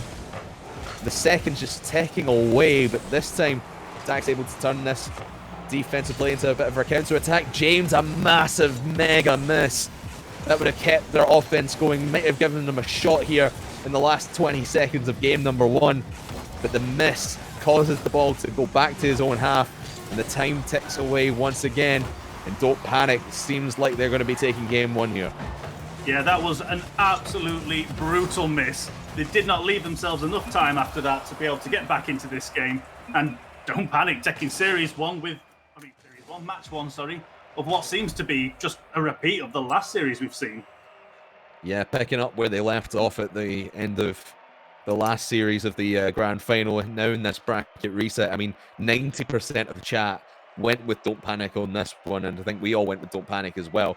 And they've not given us anything to say that that's not going to happen. I truly believe that Don't Panic are the dominant force right now, and Forte, they just haven't found their footing. I talked about Don't Panic just feeling a lot more comfortable in this grand final, and it just seems that Fortes are flying all about the place. They don't seem to have any team cohesion in their own half of the field, and they're just not finding each other, and it's heartbreaking to watch, because we know how well this Fortes Esports side can play, and it's just Don't Panic just treading all over them and not giving them any room to work with. Yeah, it's absolutely, it's a different Fortes team to the one that's... Oh, James. That's but again, we saw James putting these away over and over in the previous, the series before last in the upper bracket. And all of a sudden, it seems either the nerves have got to them, or they don't have an answer after Don't Panic's improvisations, we'll say. Awesome now going up for it. Dax with a save on the line. Sushi going to follow it up, playing it off the corner. Double touch. Tommy, in fact, it goes over Tommy, and Sushi knocking Dax to the side to try and stop his follow-up shot. Certainly did that. It was brilliant awareness to bump Dax out of the way. He did recover fairly well, but at that point you've lost all your momentum, lost all your poise, and straight back into the possession of Don't Panic it will go. And again, just so well rotating through this midfield. Tommy and Austin, a bit of a double commit there, will pull 2 players away. Leaves Sushi on his own, but well recovered by them. And James, a back pass goes wrong. It's set Awesome up to get it out to Sushi, but he can't touch it down at the right angle. And this time, Don't Panic, their high-flying offense has come to a halt, and it seems like Fortes are starting to get a few more opportunities through the midfield, but it's still all Don't Panic right now as the ball goes back into the middle for Awesome by Sushi. And again, Fortes cannot get this one clear off their own back line. Yeah, that was a poor touch from Tommy there, trying to square it up for Sushi, but just falling a bit short. Falling a bit short and not being able to capitalise properly. But Tommy now going to play it forward off the side. Bruce Chimera with the challenge. In fact, the ball's going to stay pretty much where it was, but on the opposite side. Dax sneaking it through. Can Sushi get there? He cannot. Fortes back in this. The overcommitments from Don't Panic once again. Tommy and Awesome just clumping together. Sushi was really expecting that one to pop towards the back of the blue half, but it pops right back to his half and sneaks itself in for the first lead. I believe this is the first lead that Fortes have had all grand final. And it comes in game 2 of the bracket reset after a 4-0 sweep. In the first it definitely half. seems to have been the same Don't Panic fault of hyper aggression, leaving the net wide open. And Fortes now finally spotting the weakness. They may have left it a bit late, considering this is now game 6. But yeah, as long as they keep it going, Fortes stand a chance to come back into this. But Don't Panic starting to square up the defense, and they're not going to make this easy. Spruce Chimera playing it to the middle, but it's gone straight to Tommy. But with Awesome taking out the game, it's going to be a bit harder for Don't Panic to actually get an advantage in this attack. Awesome. So many, I was going to say, there's been so many times where Spruce Chimera has made a touch in defense, trying to send it clear, but he hits it straight into a waiting Don't Panic player who's on the attack and just keeps that ball deep in their own territory. But now with this little breakout chance, maybe they can get something towards net. Spruce puts it to the corner instead of towards net. At least Daxwu and James can keep the pressure going for the moment, but it's relieved here. Now you can start to see Fortes starting to take a few more risks upfield and take the fight a little bit more to Don't Panic, and that's kind of what we've been lacking from them. They've been lacking this confidence, lacking the risk-taking factor, and really we've been wanting them to take a few more risks, and that's not really what's been happening throughout this series. But now it's starting to come to fruition. But this time, Awesome dunks it down to tie the things back up and put Fortes squarely in their place. I was just about to make that point in the fact that Fortes seemed to have pushed where the sort of the presence of the ball has just basically been on their goal line. They managed to push it back out to midfield, but Don't Panic now putting that pressure back on with a nice shot from Awesome, jumping up after the read and being able to square that back in to level out this game. But James straight back, and that is again another chance for Fortes to get back in front. It's a lovely play off the sidewall, goes aerial with it, bit of a freestyle, and takes it past one into the net. And finally, James has had his breakout moment here in the grand final. We've seen him do plays like that so many times this week. He's been quiet on them today, but this time he finds the opening, finds the aerial, and finds the lead once again for Fortes Esports. And it looks like they might be going for the third here, trying to bump the defender out of the way, but Sushi keeps his cool on the backboard, tries to transition this one back to the field. Awesome is there. What a hookup in the middle of the field. The upfield pass from Sushi and Awesome. Exquisite. That was absolutely brilliant. Sushi reading the fact that Awesome was pushed up so far ahead. In fact, a dangerous play in itself. But seeing he was unmarked, an open net, just fed it forward, and Awesome tapping it in. That is absolute perfection at this stage for that. And you can see how Don't Panic, we've talked about how they're susceptible to counter-attacks, but when Fortes are as desperate as they have been to try and get a win in this grand final, try to put as many goals in as they possibly could, they become susceptible to the counter-attack, and Don't Panic say, hey, we've seen this before, we do that all the time, we know how to beat you. 40 seconds remaining now, and it looks like Don't Panic have all the momentum behind them. Another shot from Awesome will get cleared by Spruce Chimera. There comes Sushi flying in an awkward angle, but he'll put it back into the midfield. Awesome gets a touch to it, but Spruce Chimera puts himself in the way. 3 saves up to his name for Spruce, and he keeps it at bay for the moment. 20 seconds remaining now, and Don't Panic with all the momentum, all the attacking ability, and it just seems Fortes are scrambling back in defense once again. Will this go to overtime, or will Tommy send it in? He will, onto the crossbar. Don't Panic, 9 seconds on the clock, look to take game 2. Again, that was the amount of pressure. Don't Panic seems to have been in their half for like the past 30 seconds, just attempt after attempt, just picking apart this defense. And Tommy coming in with his own goal, finally getting one on the board in this series, and it's just, yes, that was absolutely crucial at this stage. 4 seconds left. Off the crossbar. Tommy attempts another one, but looks like the ball's going to touch the floor. In fact, Awesome keeps it up. Not the best thing, but in fact, they managed to get it to the ground, and Don't Panic take this one as well.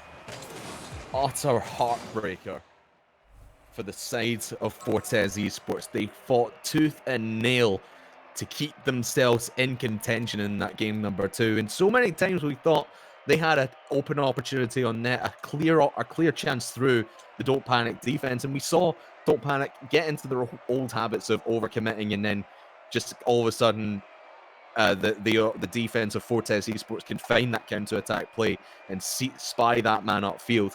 But again, just Fortes, they had to defend too much. You're giving Don't Panic so much space to work with that you're giving them too many opportunities, and eventually something is going to go in. The Fortes Esports defense is just going to crumble, as it has done time and time again. And that's exactly what we saw in game 2. Yeah, Don't Panic have definitely spotted Fortes start to struggle when the pressure's on and they can't get the ball away from the net. They definitely start to crumble in that situation, and Don't Panic absolutely picking that apart, spotting where best to attack, when to attack, and even the defense has started to improve. However, Fortes look like they have started to wake up. They're getting back into this series. They're starting to get goals on the board, and we've seen a few sort of outbreak plays from James. So though they are two matches behind, they may be leaving it just a bit too late to get back in, but the threat is very much still alive there from Fortes. Yeah, I completely agree. They are starting to claw their way back into this matchup, but they may be getting goals on the boards and getting points on the boards and getting opportunities on the board, but the crucial thing that they're not getting on the board right now is games, and Don't Panic are just running away with this. And I think if Don't Panic are going to take this third game, which it looks like they might, maybe it might even go to overtime. And we saw the winning goal with 9 seconds to go in the last game there. But I think if Don't Panic run away with this one, say goodnight, everybody. It's going to be 4-0 to Don't Panic. Yeah, it's going to be so difficult to come back. This is the 6th game that Fortes have dropped in a row against Don't Panic. Mm-hmm. It's starting to run away from them, and again, they are fighting back now. They are starting to push out, get that effort on. But as soon as they take the foot, Don't Panic again, pushing them straight back into their own net, picking them apart. It's going to be crucial for Fortes to start these rotations in defense, start getting a plan together, maintaining their boost, making sure it's not being stolen from them, so that they can get these counters. Don't Panic's attack is phenomenal, but the defense is just not there half the time. So maybe that is what they need to do, is just attempt to break out from this defensive behavior. Yeah, we talked about how Fortes just seemed a little bit shaky when it comes to aggressing on some challenges and not taking 50-50s where they really should have been. But now here in game number 3, a crucial turning point for this series. Fortes really need a win here, otherwise it looks like it might be good night Vienna for them. But have a chance off the kickoff here. Dax towards net will get met by Sushi away, but now they are starting to be a little bit more aggressive. Our Fortes Esports Spruce will miss that one. It will leave it for Dax on the backline to corral this, but Awesome is there to keep the pressure on. Sushi up high off the crossbar, and no one there to follow it up, and Spruce will send it back long. Tommy managing to take it past one now in midfield. Going to try and do something fancy with it, but James read it all over. There with the answer. Awesome now with a cheeky shot, just a bit wide, but Sushi with a follow-up, heading straight for the post, but Dax sees it wide to be sure. James now on the attack. He's gone up with it. Tommy tries to contest, but unfortunately misses. Sushi though with the save, keeping it off to the side, making sure it's not going to pose a danger. Taking it past one. Can't get it past Dax. In fact, it has. James tries to salvage this. It's gone off the corner. Awesome with a follow-up, but unfortunately again stopped by James, and looks like Fortes have just gotten away with this. Here comes Sushi now to the left-hand wall. Dax trying to clear this one out and give Fortes every opportunity that they possibly can towards the net. All 3 members of Don't Panic are there, and you can see they are starting to move forward a little bit more, our Fortes, and start pushing the fight towards the Don't Panic defense. And because Don't Panic defense, that has been their letdown, that has been their weakness. His defense, oh my god, speaking of weak defense, that one was rolling to the side, but Sushi finds the top corner, and Spruce just lets this one go. What was going through his mind at that moment? Maybe he thought it was going wide, but opting to leave it. And in fact, it was so unexpected. I'm not sure what the thought process was there. Even if it's going wide, maybe at this point you just cannot afford to say, I'll leave this off the backboard. But yeah, a crucial mistake to make, especially when you are on the verge of losing this, taking second place in this tournament. You see James there going for a little flick play, not able to get in through in the counter attack. So quick from Don't Panic right now. They know they might be giving Fortes a few more opportunities, but they are able to turn this one around so much quicker than Fortes have been able to do all series long. Tommy now looking for the top right corner. Dax taking it clear and keeping themselves at a 1-goal deficit, but now they need to transition back downfield quickly. James has Dax to his right-hand side. He might have wanted to hand off to him instead of trying to take it himself. Just shows you the level of trust these guys used to have, and now with the desperation plays coming from every member of the Fortes Esports side, they're looking to try and do everything themselves, and they need to keep the team mentality about them. But everyone getting bashed about on defense, and Sushi just slots one in for an easy 2-0. You absolutely hit the nail on the head there. It's come down to trust, and Fortes just they can't rely on each other anymore. They're deciding to try and make plays themselves rather than passing it off, and Don't Panic are just taking them apart for it. They're playing it between them, like playing it across to each other. They're passing, they know the shot that they can't take, so they're going to play it off the backboard and set it up for their other teammate. Again, this is just a complete different showing from both of these teams.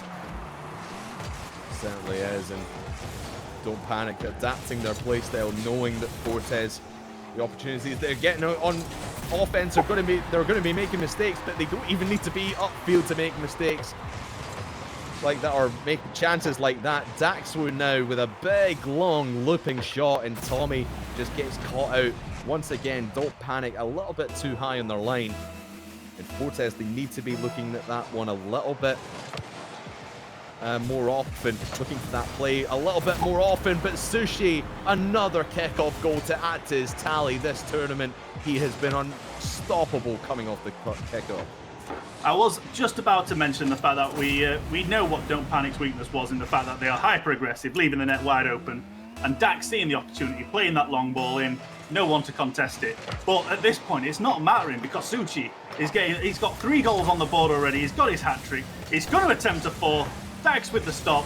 Tommy now going to try and play it off the wall. Dax being run a bit ragged here, trying to keep this away, taking it past them all. Awesome goes up for it, but decides to leave it. Sushi's been taken out, but Tommy's still going to try and keep this ball away from the net. And, it's a bit of a dangerous play. Playing it across the fence. And here's that long ball again, but can James do anything with it? He'll leave it for Dax to do something with it, and he's in possession. I don't think he had any boost, though. Or at least no momentum to try and make a play on that. Awesome to the backboard on the counter-attacking play. Tommy will loop it in. It was a weak touch, and Dax able to send it clear, but it's still Don't Panic with the advantage with a minute left on the clock. It's all still for Fortes to do. Can they dig themselves out of this hole? That's going to be the stage 1. That's not step 2. Awesome punishes the lackadaisical defense here from Fortes as Dax sent it into his own crossbar. Yeah, that was an absolutely... It just took him apart. The save was great in itself, playing it into the crossbar, saw it out, but Awesome just sat waiting for the rebound, saw the opportunity, decides to strike, taking Don't Panic 4 goals to 1. Dax trying to get the spike, can't achieve it. Awesome with a long shot. Bruce Chimera with an unfortunate touch, playing it down right in front of his own net. And Tommy now trying to clear it away. Or rather, not trying to clear it away, but see it into the net, but it's just not going to work out that way. Sushi without any boost, ain't going to be able to continue this attack. But Fortes have got a lot of work to do in this next 24 seconds. Don't Panic, don't even need to score. They can just let this clock tick down, and they will be 1 game away from a championship here in the British Esports Association All-Star Showdown. Fantastic week of competition about to come to a close. Will it come to a close in game number 4 coming up as Don't Panic are on championship point for the first time. Don't Panic 4-1 in this game number 3, and they continue their dominant run here in the grand final. I'm absolutely speechless from the first series we saw from Don't Panic on how the nerves seem to be getting the best of them, how they were making such simple errors. And now we've gone from that to 7 games on the trot, not dropping a single game. And I'm absolutely speechless in what we are seeing today. It's unbelievable. The turnaround, the difference is night and day between Don't Panic in this grand final and the Don't Panic that we saw against Sunderland Sears. I don't know what Sears were really expect or what was getting into the head of Don't Panic when they were taking on Sears, because they seemed like a completely different team. Don't Panic were just all over the place in that lower bracket final, but they managed to squeak a win. But here against Fortes, they're just firing on all cylinders. Something's just clicking, and Fortes are just crumbling. Yeah, that is precisely right. That is what Fortes have done. They have crumbled away as a team. We saw it there. The trust has gone between them. They're just trying desperately to get anything on the board now. The long shots are working, but they need to start incorporating this teamwork, trusting each other to go up for the ball, trusting the pass to come in. But we saw it there. I think it was James had it on his roof. Could have passed it off, but instead he couldn't see Awesome approaching for the defense. So that was a crucial mistake in itself, not passing that ball right then when you couldn't see the players on the field. And that is being their downfall. They're just not playing as a team. They really aren't. And the flow of Don't Panic right now, the teamwork that they're putting on to draw defenders away. We keep talking about how they might slap a ball into the crossbar, into the post, or straight into the defender, and it's drawing a lot of the Fortes Esports guys out. They know these shots are coming, these set-up shots off the backboard, whatever it may be, and they're throwing pretty much maybe two, maybe all three defenders at that first initial shot, and then the follow-up comes out. They're not ready for it, and that's how Don't Panic are getting away with a lot of these one-sided games in their favor. And now with this game 4 coming up, Fortes, they just need to keep their cool. Don't Panic I'm trying to think of another way to say that, but they just need to stop throwing themselves at every shot that's coming their way. Maybe send one into it, and then you have someone on the back post, someone on the front post. They just need to keep their heads, keep their cool, and cooler heads will prevail. But right now, that is Don't Panic, and they are storming away with it. And like I said, one more game, one more win for Don't Panic, and they will be crowned your champions. Will it happen here in Game 4, or will Fortes start to mount a little bit of a comeback? Already we can see Fortes' aggression starting to pay dividends here. They're already on the attack, 13 seconds in, and they have been, 2 shots already. But in fact, Sushi on the counter-attack trying to have a go. Bruce Chimera knocking it down to the ground, but there's no teammates there to pick it up. Awesome's going to try and play this across, but it's been intercepted. Tommy now playing damage control, playing it across the net. Can Sushi get the touch? Plays it back across. Can Tommy finish this? As the shot, but a good save from James sees it away. But the danger's not over yet. Tommy playing it down, up to Spruce Chimera, who just gets a flick over the top, sending it off to the side. Sushi going to try and keep this in, keep the attack alive. It looks like that might be where it ends. I'm wrong. Sushi taking it over, but now Dax on the attack. But again, paying for his sins, no longer able to take part in this attack.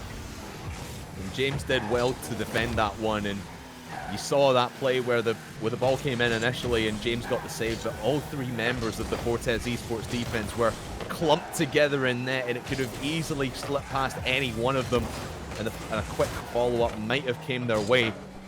Don't Panic able to, or not able to, follow that one up for the moment. Sushi out of boost will not get this one anywhere near the blue net. James will get credited with a save, but here comes Tommy, and Awesome flying in for the offensive attack. Great work on the backboard by these 2 players. It's been great to see the progression of Tommy and Awesome. They've been so many times where they've double committed and miscommunications. They both jump for the same ball, and then Sushi's having to be the one to clean everything up. But Tommy and Awesome are rotating very well and working well as a duo up front. Yeah, we're seeing that classic Don't Panic aggression. Playing it off the backboard, just keeping shot after shot coming at them, and they're just not sure which ones are the threat. Oh, That's save. Crucial save, but unfortunately the double commit leaves the net wide open.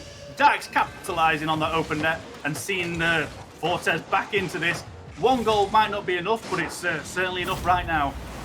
And I talked about the double commits from Awesome and Tommy. Upfield have been lacking, or at least they've been removed from their playbook, but the double commits still remain in defense, and of course that's where Don't Panic have really been struggling throughout today in this grand final series. When Fortes have had a couple of opportunities downfield that they've been struggling to get, the defense from Don't Panic that eventually crumbles, and Fortes' defense is kind of gone the same way. I talked about how defense might not be a factor in this matchup. I mean, it certainly has really been more of a focus for Fortes to try and get this defense right, because they have been choked back in their own half more often than not, trying to get something past the midline of Don't Panic, and they're really struggling to do so. So they have to work on their defense, and that really have been their upside. But that's a wide open orange net, and Dax takes a 2-0 lead here for Fortes Esports. Yes, I was about to make the point that Fortes, probably the best way to get into this game is the counter-attack. It's how most of their goals have come from, is Don't Panic on this hyper-aggression, and then Fortes seeing the opportunity and just playing the long ball straight into the net. And again, we just see it there. Don't Panic's aggression just being the downfall a bit. Nearly pays off from Awesome there. But Sushi going to try and keep this going. Plays it back towards the net, but Spruce Chimera sees it out. Gone straight back to Awesome. Awesome playing it in, but again, looked like a double commit going for it, but that's just backing out. Now Sushi again going to play it across, playing it off the backboard. There's the follow-up from Tommy. And don't panic. We're not panicking, and they're getting back into this game. And again, it's just a touchdown there from James. Spruce has to win that 50-50, but none of the Fortes Esports players have been winning challenges against Don't Panic all day long. And of course, it's going to be Sushi to win that challenge out. But right off a kickoff, it might come back to haunt them. Dax gets one off a kickoff, 3-1 in favor of Fortes. I'm about to say it, but here is the Don't Panic curse. Again, Sushi with another own goal in a crucial tournament setting. And yeah, that's just unfortunately the way that Don't Panic seem to have it. They score a lot of goals, but sometimes they end up scoring their own ones as well. But Sushi now trying to get some redemption, challenging the two players. Awesome gives them a lending hand, but again, all three players now up, leaving the net wide open. Are they going to be able to capitalize off this? Seeing it towards the net, but it's a great save from Sushi. Seeing it off to the side, now on the attack, playing it off the ceiling, but looks like it's a bit of a fumble. Up from Awesome, and there it is! Answered back yet again. Lovely tap down from Awesome with the bottom of his card, but even better set up by Sushi. I think everyone from Fortes thought that Sushi was just going to go straight for net, but the redirect from Awesome throws them off kilter and brings Don't Panic back into it. 1 goal down with 1:23 to go. And in this game 4, where Fortes have really tested Don't Panic's defense for the first time throughout this entirety of the grand final, it just goes to show you that anything can flip at the flick of a switch. Something has flipped in Fortes to fire them up and get them more upfield.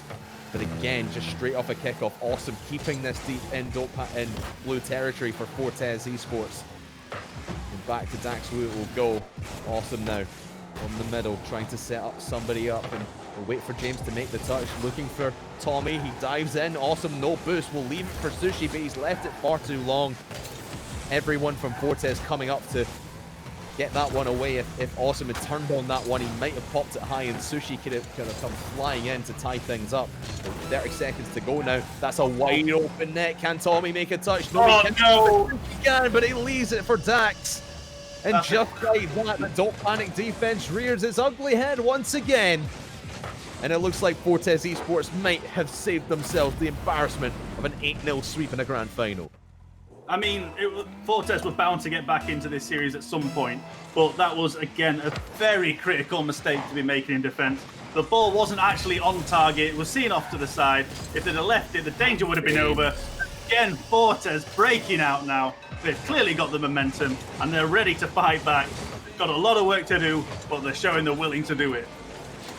Is this the turning point? Is this the mental reset that Fortes Esports have needed to have the confidence to just get one game on the board? And to take it in the fashion that they have 5-2. Still 10 seconds to go, and Don't Panic might be able to get a consolation goal on the board, but it will not happen. Dax takes this to the corner just to drain out the clock, and finally Fortes, we can call them a winner here in the grand final so far. They finally have their first game on their side. Yeah, this was, I mean, it was clear, it was match point. They needed this. And it's, I mean, that was a cracking game from Fortes to bounce back after that. Dax with 4 goals out of 7 shots. I mean, that they're taking a page out of Don't Panic's book there. Just hit the ball towards the net. Most of these were long shots.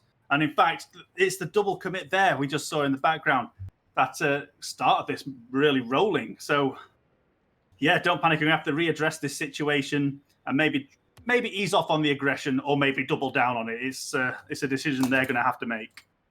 I think Fortes have started to find their feet. I mean, I talked about how they've been forced to play a lot of defense in this grand final, and their defense has tightened up ever so slightly, but there are still the cracks showing. But you can see the points where Don't Panic might be over-aggressing, and then all of a sudden Dax can just fling one long and set up James far upfield to take advantage of it. So great awareness to turn this one around, but we'll see how they progress in game number 5. 3 seconds in, and Spruce Chimera has his first goal of the grand final. It was a bit of a misread from Tommy there, deciding which way the ball was going to go. I think Sushi getting the demo, but it was just a bit too late. Fortes capitalising off an early kickoff, and again, this momentum swing is huge right now for Fortes to get back into this. Sushi winning that kickoff, Awesome trying to play it, but it's again heading straight towards the Don't Panic net, and they've got no one there in it right now.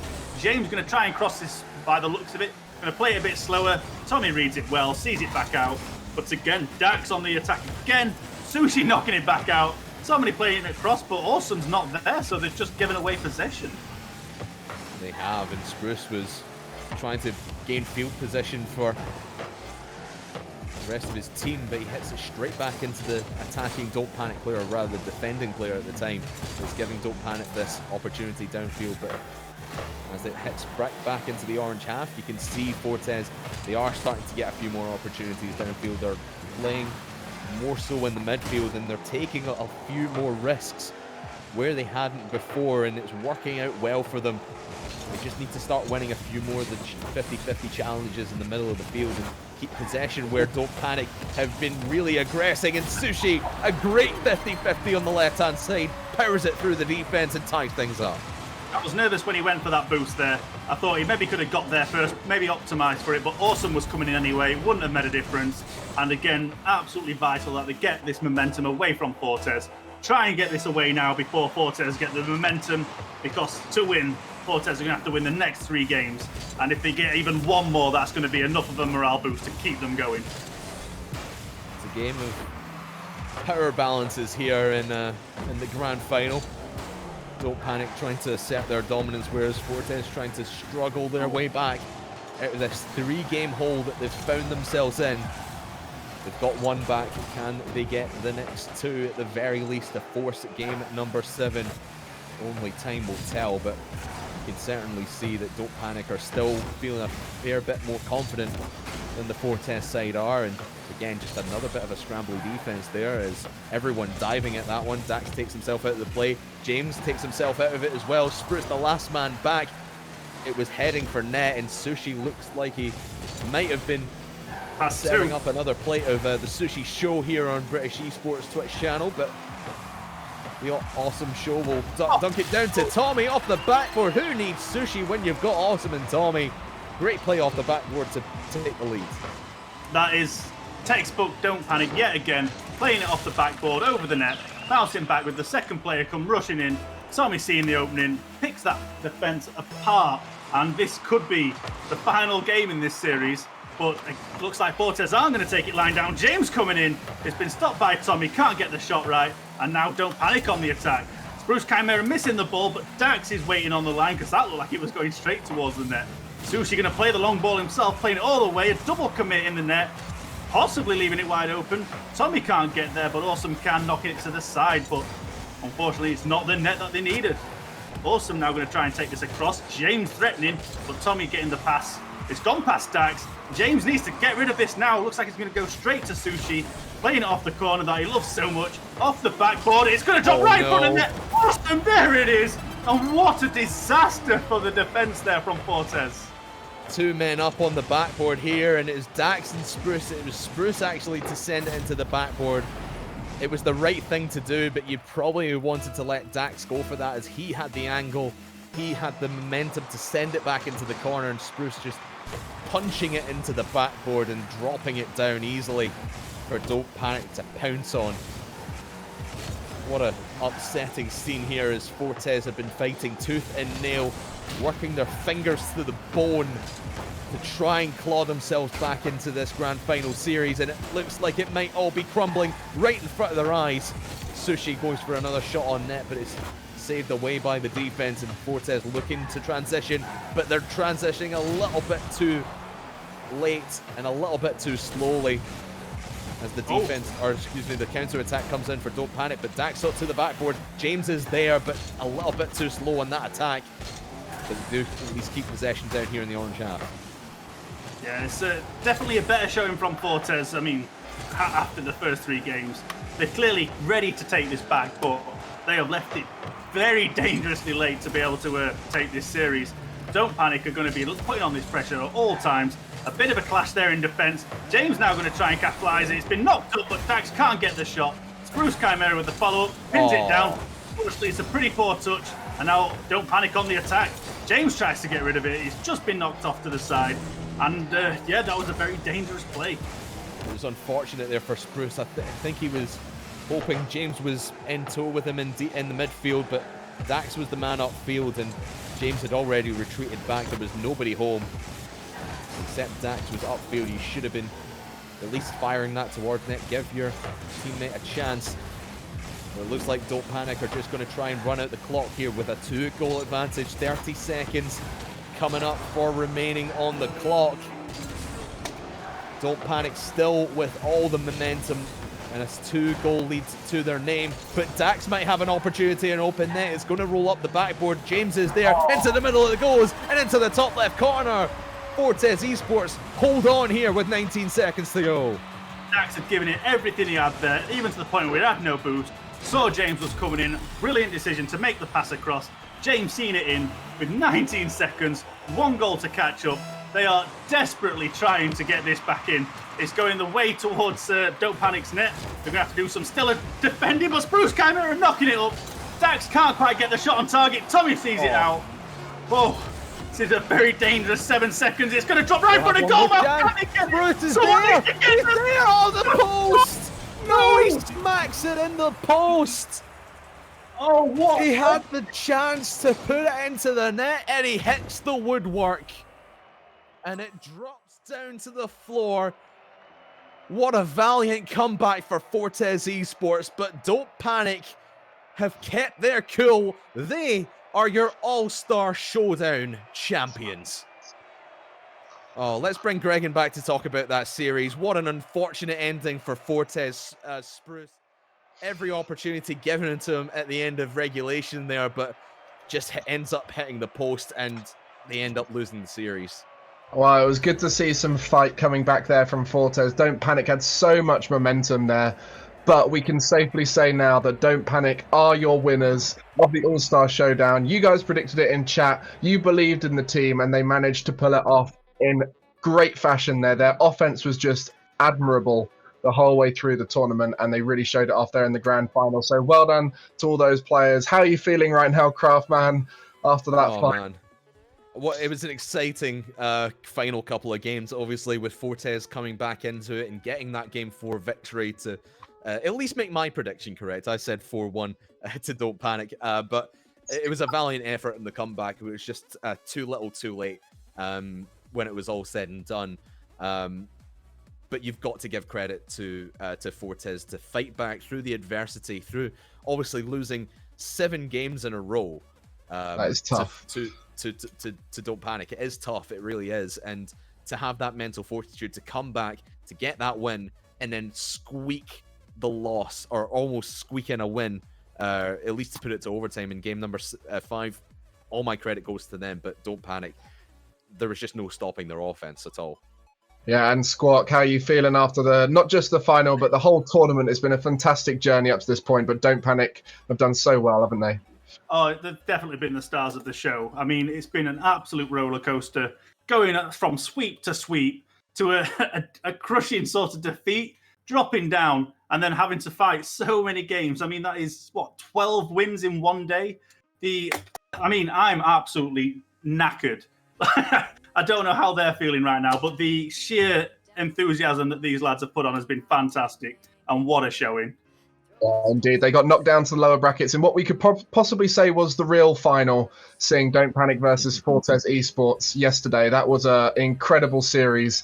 Unfortunately, we didn't get that today in the final, but we did get to see a stellar performance from Don't Panic. And obviously the game against Sears earlier today in the losers final, that being just one goal, the difference between those two. So a great day of week of Rocket League. And we've got to say thank you to all the teams that competed, the returning legends of previous victories in the British Esports Association tournaments, the championships. We've got Sears, Clyde Hotshots, SR See You Later, and Fortes Esports all returning. And then those who made it through the open qualifiers, Cross Keys Kings, Don't Panic, Matador Gaming, and the Ferrers Esports, all showing such class and brilliance in this whole tournament.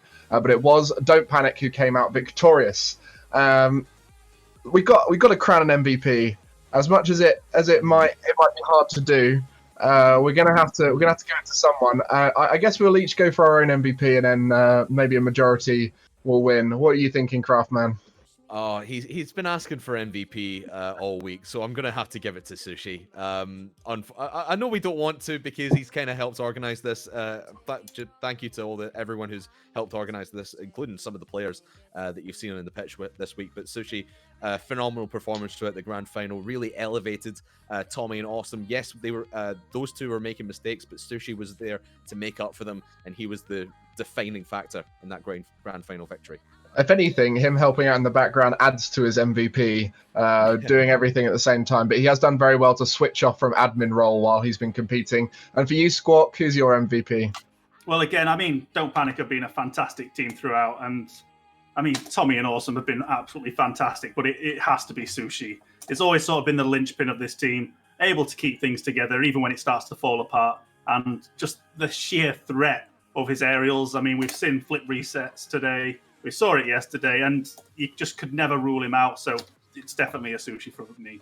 Yeah, and I think to echo that, what the sentiment of the whole team being incredibly valuable throughout the tournament, I think that's one of the fundamental differences we saw with this team compared to previous Don't Panics, is the fact that they were a team, and it wasn't just Sushi trying to take everything, trying to carry the team. They were all working together, giving each other time and working as a unit.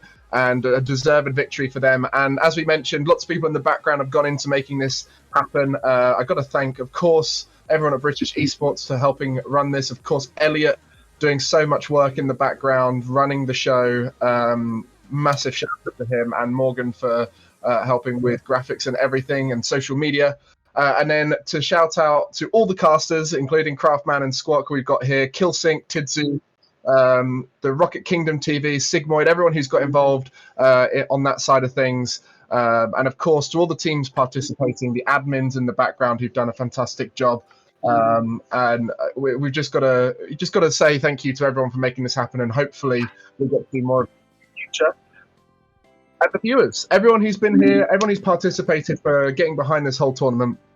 But of course, these don't just end now. This isn't the end of school competition. If you want to get involved, do register your interest over on British Esports website. And hopefully we'll see you in the September season of the British Esports Championship.